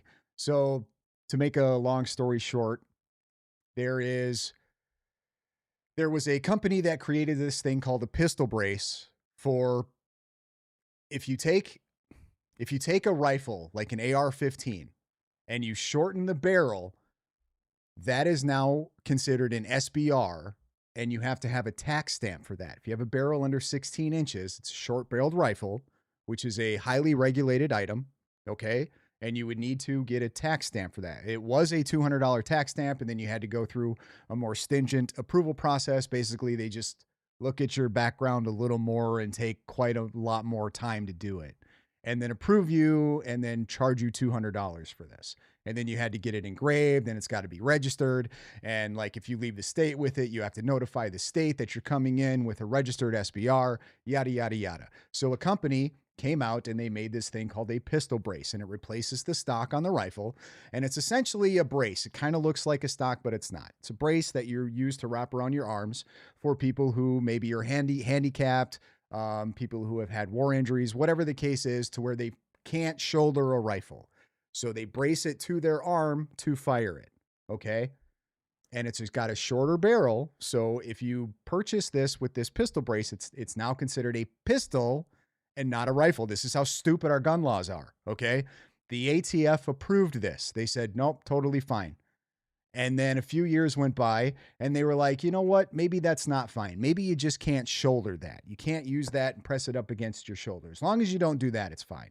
And I'm paraphrasing here, right? But, and then eventually they just decided, after years of saying, nope, totally cool, they went, hey, you know what? These are illegal now, or this makes it an SBR, and you can't have these, and you need to do you have to get it registered, and you have to pay the tax stamp. Thomas Massey was a big part of getting that stupid bullshit completely thrown out to where we can have pistol braces now. And it's a pistol, and you don't have to register it as an SBR. That's the short version of that. Our gun laws in this country are retarded. Let me just put it to you that way. They are incredibly stupid because a shorter barrel on a rifle makes it more dangerous, guys. It makes it more scary. So dumb. Volunteer, it makes no difference. Whether it's Israel or whether it's the Democrats that run, not America that runs America. That's the problem. And okay, so you want us. Wasn't that a court case, Bronson? It was a lot of things. It was a lot of things. It was a giant pain in the ass. But Massey was in government, he was a huge proponent of that being an incredibly stupid thing to do. To get behind an independent candidate in a grassroots organization, which we've done many, many, many, many times before. And what happens is they can't even get on the ballot in most of the states they're running in. They can't even get the core money which is necessary to run their campaigns. It's not even possible. They have no ground game. They don't have media contacts. They don't have the infrastructure. All you're assuring is that Democrats fucking rape me for the next 4 years. That's all you're assuring. You don't think we care too?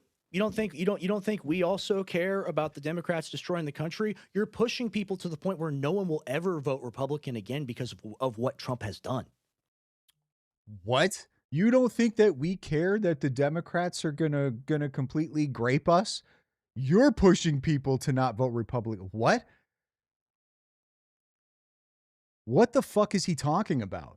No, you morons are pushing people to where they're never going to vote Republican again, or they're going to end up allowing Democrats to get back into power and pack the courts. You're doing that, Rex. Alex is doing that. Owen is doing that. Because you guys are not balancing out your bullshit with, oh, by the way, Trump has actually done some pretty good stuff. Oh, by the way, he's still better than the Democrats. Like, that's what this war is. It's no new wars. It's the peace president, baby. Like, it's president. Yeah, it's funny. It's like you can focus on the bads of Trump. You can hyper focus on the bads of Trump as much as you possibly can do, and never give him any credit for any of the damn things that he's done, which has been fantastic. Look, you can do that. I'm not going to say you can't. I'm just going to point this out to you, though, right? That ultimately you're running up against a midterm. And if Democrats get in office, they're going to destroy everything through a PAC Supreme Court. After they're done with the PAC Supreme Court, you know what they're going to do after that? That's when the real fun starts. That's when they start passing and reinterpreting amendments. That's when they look at the Second Amendment and they say, oh, you know what? A well-regulated militia being necessary to the security of a free state, the right of the people to keep and bear arms. We saw that there's a comma there. And so I think that a well-regulated militia means National Guard. How do I know that? Because that was their talking points in the 90s under the same Carville who's making policy right now for the Democrats. They'll reinterpret the Constitution. They'll say the Second Amendment just means militia. That's National Guard. They'll take the guns. They'll reinterpret the First Amendment. They'll reinterpret the Third Amendment, which stops people from boarding in your homes, if I remember correctly. Like, these people, if they pack the court, you're screwed, dude. It's the devil you know versus the devil you don't. I reject that. So my last question for you, Andrew, would That be doesn't give me anything, though. What does that mean? I reject it. You reject which part of it? It's the lesser of two evils argument. I don't think it's justifiable. I don't want to live in the world that the Republicans will create because it'll be evil and it'll be run by Israel. Yeah, but what does that mean, though? Like that doesn't. Okay, cool, Rex. Okay. How you going to stop it, buddy? It's the lesser of two evils. I reject it. I reject the reality that I live in. What? I reject this reality. I'm going to choose to live in a fantasy world. The fuck you talking about, dude? Hella shit. You guys say this stuff all the time. Drives me nuts. What does that mean? I refuse to live in a world that I live in. I am done voting for people that lie about not taking us to war and then take us to war. That is but by you abstaining from your vote or abstaining from the coalition, which has the greatest chance of overcoming Democrats, all you do is assure their victory. It's the pimp you know versus the pimp you don't. so Both will Andrew, slap you around. if you have the position, It's the evil you know versus the evil you don't know. It doesn't matter how you say it. It's just as stupid, no matter which way you say it, Rex. understand your position very clearly. I just want to understand the Democrats are the biggest fear factor. What would be your solution to the current situation if you were saying it's only in the Republican? I'm going to explain this to you, and this is a thing I advocate for all the time, and if you're familiar with my content, you would know this. The Marxism infiltration, which happened in the 30s through the 50s in the United States, it took them about 50 years to really get the ground under them. And then with the radicalization, which happened in the 70s, which gave them a huge push. This is not going to be fast. None of this is going to be fast, and unfortunately, we live in a cheeseburger society where you cruise into McDonald's and you want your quarter pounder with extra cheese, and if they don't give it to you, you go back and complain. That ain't politics. This is going to be a gradual, foundational shift in the United States. It's going to take 50, 60 years, and what you do is you take one piece at a time, just like they did. Just like they did. Kirk was close, man. Charlie Kirk was one of the first who was actually pretty close to taking back an institution from the left, which was colleges. He was so close. That's a great point, and I think that's also why he died. Ultimately, is like you take out that head of that new political organic machine that was built, and he had over 1,000 different campaigning offices, and you can basically push whatever message you want through that. So yeah, I'm telling you right now that the gradual idea of power is what Marxists have banked on forever. We have a very patient enemy. They don't care. Okay, they will wait in the weeds they're like the Sith, man. It's like they really are. They'll wait 1,000 years before they strike. That's the way that this enemy thinks.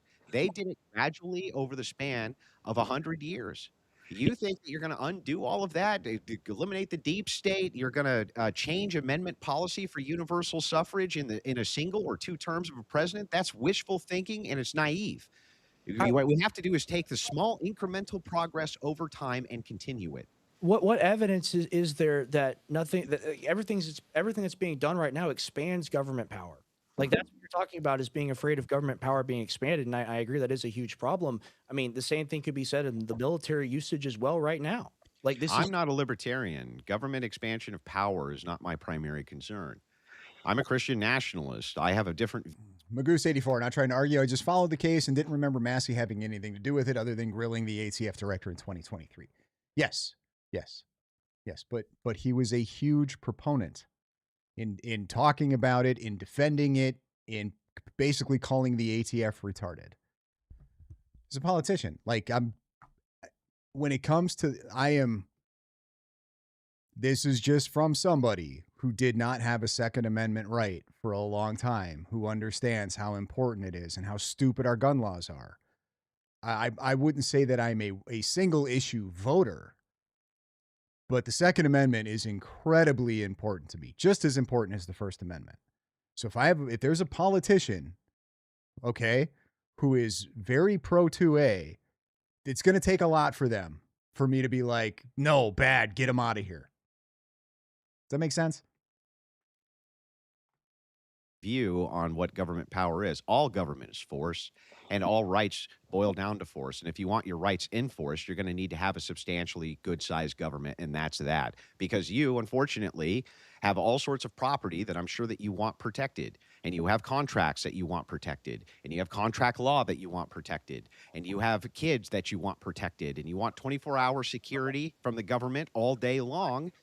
The problem is when the government takes us to war. That's the Yeah, I mean, that's going to be a downside of having a commander in chief through the separate branches of power of government who has the authority under Article 2 to do that. only Congress has the ability. The 1970 Magoose 84. My hubby is the same. He just got his rights back, so I completely understand. Maybe keep your eye out for. I would vote for Brandon Herrera for president today, right now, without question. I don't even care what the rest of his policies are. I just know his stance on the Second Amendment, and that would be enough for me to be like, yeah. And I like his humor. I think he's one of the funniest dudes on the internet, regardless of being a gun guy or not. So, yes. Brandon Herrera 2028. Let's go. Machine guns for everybody. Full autos for everybody. Bring it. 73 War Powers Act, that's about to run out on Trump because we're still in a conflict here. Congress has the power of the purse, and they have the power to make laws. The president of the United States has always unilaterally been the commander in chief, going back to Washington. Washington raised an army in the Whiskey Rebellion to collect whiskey taxes. Declare war. What? To declare war. It's not true. Like you watch Bronca? Are you talking about Andrew Bronca, the self-defense attorney? This is outside of Congress. Congress can declare. Okay, Jefferson under the mark and reprisal. Congress didn't declare war. Jefferson unilaterally made that action. Show me the declaration of war from Congress. That came after domestic conflict. No, that wasn't domestic. What are you talking about? Excuse me. All right, I got the things messed up. All right, if you want to make that point, if you want to go back then and say that's the precedent now for the war in Iran, I guess that's your argument. I disagree with it. No, I'm. When you said Bronca and I replied with Andrew Bronca, I guess that kind of answers your question on whether or not I watch Andrew Bronca. So yeah. Pointing out to you that the commander-in-chief has always had broad unilateral power when it came to the military. Washington's actual commission with the Continental Army was commander-in-chief of the Continental Armed Forces. They kept that over. They wanted the president to be able to make unilateral action quickly because republicanism, this was the big thing from the anti-federalists. They were like, well, how are we going to call up militaries quickly and this and that? One of the Here's the reality, okay? I rule. Did this Rex guy not take government class in school? Even if he didn't, let's just say that he's completely oblivious to government, right? And he just really has no understanding of how our political system works, okay? If he has this discussion, we'll call it a discussion with Andrew Wilson, and he's able to go back onto X and continue to spew the same shit that he's saying, you know he's doing so in bad faith because none of his arguments are holding up to Andrew Wilson's. Period. He's being destroyed. So if he's acting in good faith, there's no way that he could have this discussion with Andrew and not change his opinions on some of this stuff. There's just no way because you know what I mean? He's being destroyed. So that's a really good tell. If he's still spewing the same shit, then he's grifting or he's just incredibly ignorant and doesn't understand. Compromises was that the president could do that. Congress had the power to back it off through the power of the purse. They could be like, nope, we're not funding the army anymore. Well, that's the end of that. The president can't go to war with no army if Congress defunds it. But the president can use the army, man, and they've been using it since day one. The Powers Act is to curtail that because in 1973 we realized that was a problem. No, the 1973 War Powers Act does not do anything about the president's unilateral authority as commander-in-chief of the United States Army. It doesn't do anything about that. It's not true. What? It's not true. There's a time limit on it. He has to get congressional approval for a conflict. It's not true. He didn't hear what you said. Okay. Let's make sure I got this right. 90 days. It's 90 days. 90 days. Excuse me. The 1973 War Powers Act. He's going to be in violation of that pretty soon. Yes, Alex, literal. Literal son.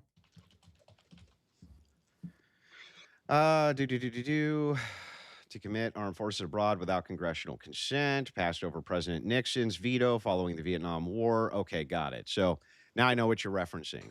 Has nothing to do with my point. My point is that the commander in chief constitutionally has always had the authority to do this. Now you may say, well, Congress passed a restriction in 1973. Fine, you can say that, I guess, but the president has been able to unilaterally, as the commander in chief, do these things since the beginning. Operations must terminate within 60 to 90 days unless Congress declares war or authorizes an extension. So are you calling for an extension? What? That's what the War Powers Act says. He's got 60 to 90 days unless Congress declares war or authorizes an extension. Why would that have to do with me wanting an extent? What are you talking about? What I'm doing is giving you an overview of presidential authority and power from the constitutional perspective. You're pointing to a law which was passed in 1973. You're saying he can do whatever he wants. We're pointing that there's a limit to his power. I'm pointing out that what'll happen is that this will get challenged. Down in at 2866. I didn't know Alex's son was black. You know, you just, your timing is fantastic sometimes. In the Supreme Court, likely. And what'll happen is they will defer to what the sections and articles of the presidential power in the Constitution likely always was. It does suck that Trump handed the Democrats impeachments on a golden platter with the war crimes that he committed. Well, I do agree with that. Just to clarify, he actually won't be able to. Wait a second. I'm not letting you get away with that, dude. First of all, you say they handed it to him on a silver platter. They would have impeached him over anything. My proof for that is they impeached him twice before over nothing. They impeached him over the biggest nonsense in the world. His first go around, Russian collusion. It was a crock. Totally agree. They have a legitimate reason now. That's a problem. Trump gave them a legitimate reason. Isn't that an issue? What? Wait. How did he not just understand the point? Doesn't matter, Rex. They were going to impeach him over bullshit anyway. What do you not understand? Whether Trump gives them a reason or not, still going to do it. Still need to prevent that from happening. Wouldn't matter. Do you understand that? It wouldn't. They would go after him for anything. They would go after him because he put his mayonnaise. Okay. Do you want to go through all the times Democrats have called for Trump's impeachment? It's the Republican Party that you say is the only chance. He's taking actions that hurt the Republican Party by committing war crimes that he doesn't have to commit. He could have even actually done limited strikes. He didn't do that. He targeted civilians and civilian infrastructure deliberately. Yeah, you can say that you don't like what Trump did and that could hurt his chances and Republican chances going forward. I'm not even going to disagree with that because it doesn't negate my point. My point is very simple, and I'd love to hear it negated. Okay? Democrats, do you agree with me, would have impeached Trump no matter what, whether he went into Israel or Iran or didn't go into Iran, whether he pulled out of it with Israel in any treaty or went in with any treaty. They would have impeached him no matter what. Can we at least agree on that? Sure, they'll declare victory. What? They'll declare victory regardless. They'll impeach him regardless. They'll impeach him regardless. And so the thing is like, I know that this is a fun talking point, which came out from Dave Smith. I've seen it circulate quite a bit. I'm not saying that you came up with it through Dave Smith. I'm just saying that I heard it popularized through him. Fair enough. The idea of, hey, man, Trump just made it easy for an impeachment. They would have impeached him anyway. And Dave Smith knows it too. They would have impeached his ass no matter what. Sure, but the impeachment is a process that has to be at least proven. Now, if they have everyone in there, they can just railroad them. And like you say, that is true. Like it would just be impeachment would be impeachment. No, they still wouldn't get enough votes. Well, yeah, they wouldn't. That's true. All right. That was at least under the Republicans, they wouldn't get enough votes. Verify with both of you guys. Even if you talk about impeachment, you would still need enough of the Democrats and the Republicans to vote. And even if you had the Jill Young Smith, I can't believe somebody is this dumb. He has to be grifting. It just might be incredibly like it's copium, right? It's a great thought to think that somehow you're gonna take down the two-party system, and that because you live in this online world, there's gonna be this giant coalition that's gonna form, and we're gonna save the day, we're gonna save the country next year. Like, it's just copium. It's just not reality. So it's not necessarily dumb. It's just like willful ignorance. is probably a nicer way to put it. Either that or the listeners just really like it. And I suppose it's a really easy sell and it really gets the views. But it's just not how our system works, the way it's built, the way it is right now. The House stacked very heavily Democrat. The probability We'll see what happens that he in would get impeached 2026. would be likely zero, just like the first time when Marlboro Light 100. Dave Smith has been calling for Trump's imprisonment since 2017. Making him some figurehead of the right was a huge mistake. I don't know that anybody made Dave Smith a figurehead of the right. Everybody understood that he was an independent. However, the people like Dave Smith, sorry, but we needed their votes. That's just the reality. We needed those people's votes. And we still need them. I feel like Dave Smith is a little extra because it's getting him so much attention. But Dave Smith isn't stupid enough to think that, like, no, going back to the Democrats is definitely better.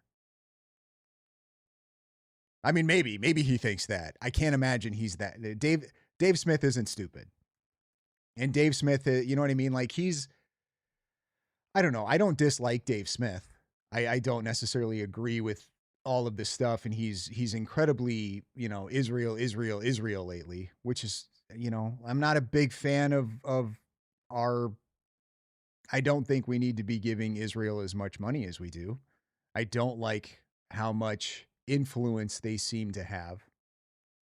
However, that's not like a nope, not voting for this person because of that. You know what I mean? That's not big enough of a reason for me to not vote for somebody or to vote against somebody. they had both the House and the Senate. What time is it? It's 8:22. So All right. Well, here's the thing. Really appreciate you coming on. Again, like I said, like we can disagree, we can do whatever. Wish you long life and God bless you and everything. You're Orthodox especially. So, like, really appreciate you coming. Well, like I really wish that fucking. Well, in that case, Dave is. I kind of stopped listening to Dave quite a bit. I mean, I still catch him every once in a while. If he's on Pierce, I'll catch him. Maybe I missed something. People wouldn't disingenuously attack me on Twitter without actually knowing my positions, being familiar with my content. And then when we actually do a debate, they just get mercilessly brutalized because they don't know what the fuck they're talking about. That's what I wish, Rex. True. I don't think that's true. And I think that's an ad hominem attack. And I don't think that that's fair. I don't think that's It doesn't matter if you think it's true or not. It is. It is true. It is objectively true, Rex. You got absolutely destroyed. I think it's fair. I think that you came after me in an unjustified way for no good reason. And by the way, you could just send a DM. Let me ask you this, Rex. Why didn't you just send me a message and just say, hey, Andrew, can I just ask you to clarify a few positions that I'm confused about? Instead, you went right for the, let's do a debate with word war and this and that. Why'd you do that, man? because I'd like to debate your position. And I think we've done that tonight. I think we've established you. Don't you think you should know the position before you want to debate it?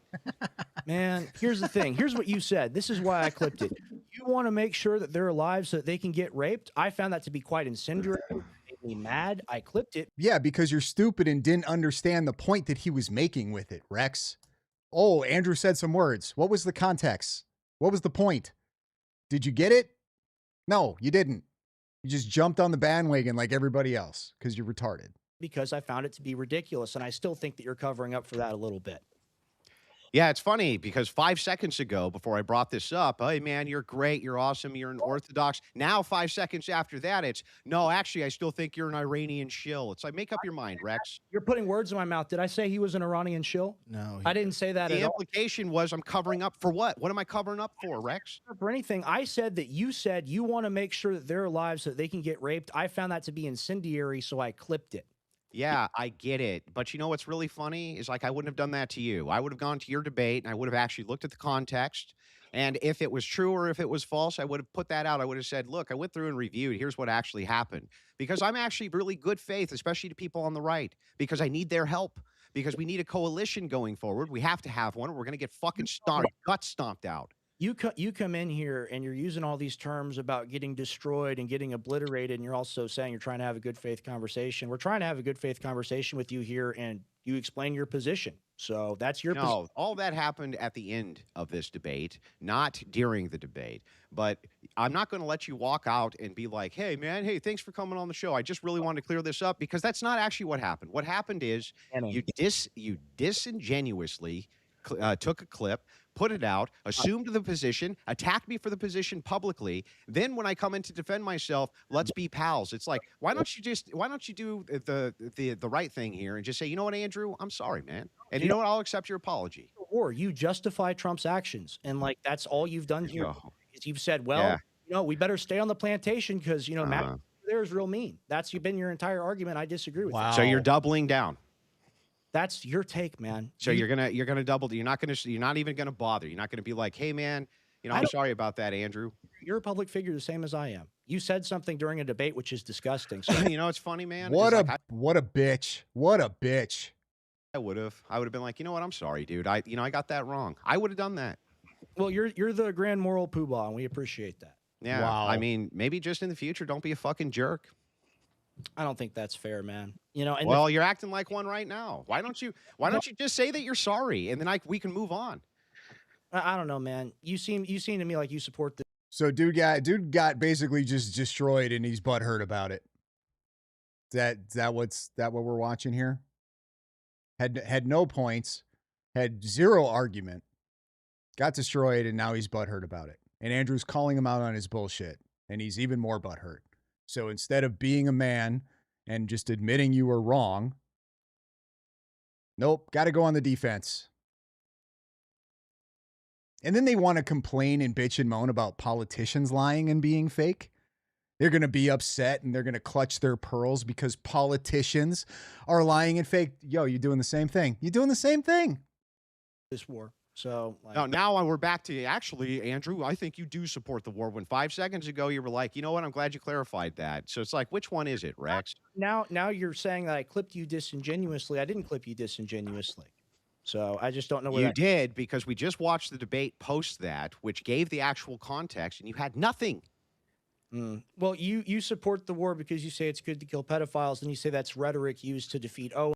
Doesn't support the war because it's good. He's still using that talk. He didn't listen at all, or he's just butthurt. So he keeps using this as some type of like attack on Andrew. Completely disingenuous. He knows that Andrew's not justifying the war, that was a point, and there's context to what he was saying. And it was challenging consistency on Owen Shroyer's part. This is so dumb. So I don't even know. Yeah, I'm sorry you don't know what an internal critique is, bro. But if you're going to be a debate lord on this new debate channel coming out, then I suggest you learn what an internal critique is, or else you're going to be at the mercy of one. And the problem is, Rex is like, I don't want to hate you. I don't want to dislike you. But it's like, how about you give me a little fucking charitability and you actually at some point are kind of like, you know, I don't know, throw maybe a couple of kind words my way and just say, you know, I got this wrong. Well, no, because I don't agree. I don't think I got it wrong. So why would I concede that? I'm not going to. Of course not. Yeah. So then we're back to actually secretly Andrew does support the war in Iran, right? I think you make justifications, and like you say, no boots on the ground. That's a justification. Like you say, 7 weeks. That's a justification. You gave a lot of justification. Those aren't justifications for the war. They're only justifications for why I won't pull my support for Trump going into a midterm.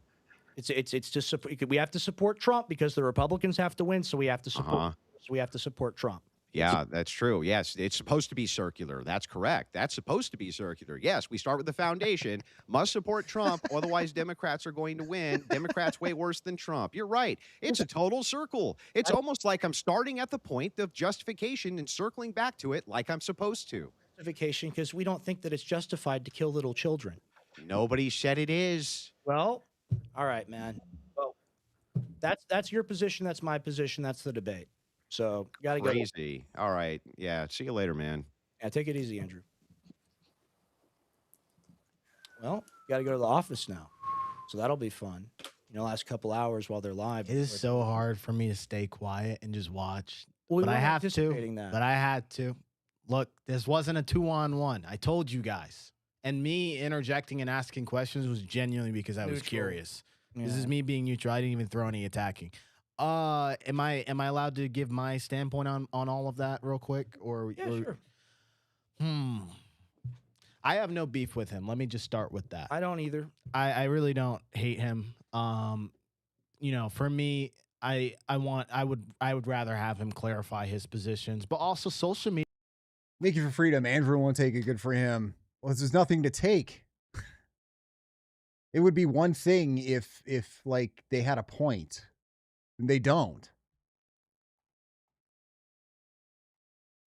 So there's nothing for him to take. You know what I mean? It's like, no, hold on. You're wrong. You've been wrong this entire discussion. And you clearly didn't listen to anything. Now you're just going to double down because your butt hurt.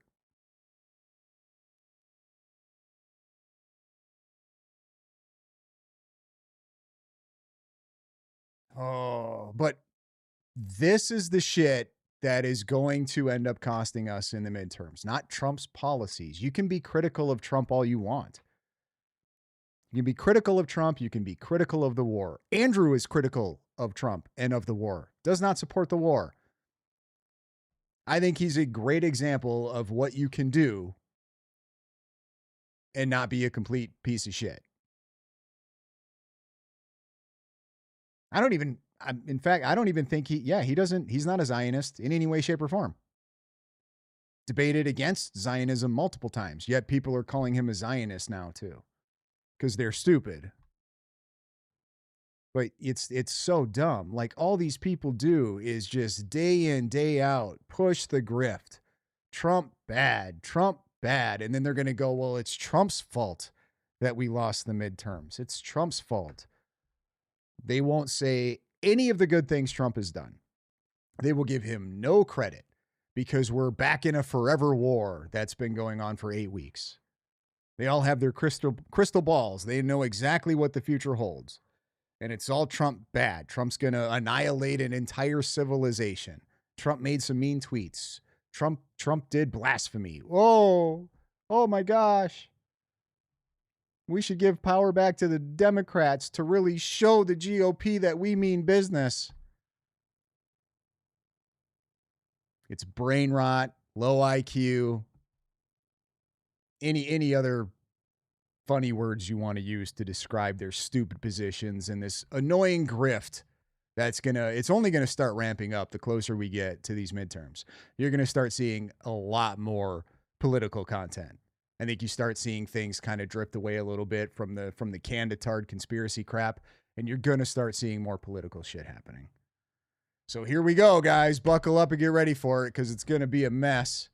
All right, that's going to do it for today. Everybody who came, I appreciate you coming and hanging out. Had a lot of fun. Hope you guys learned something. If at the very least that Rex is ignorant, I suppose that would be enough.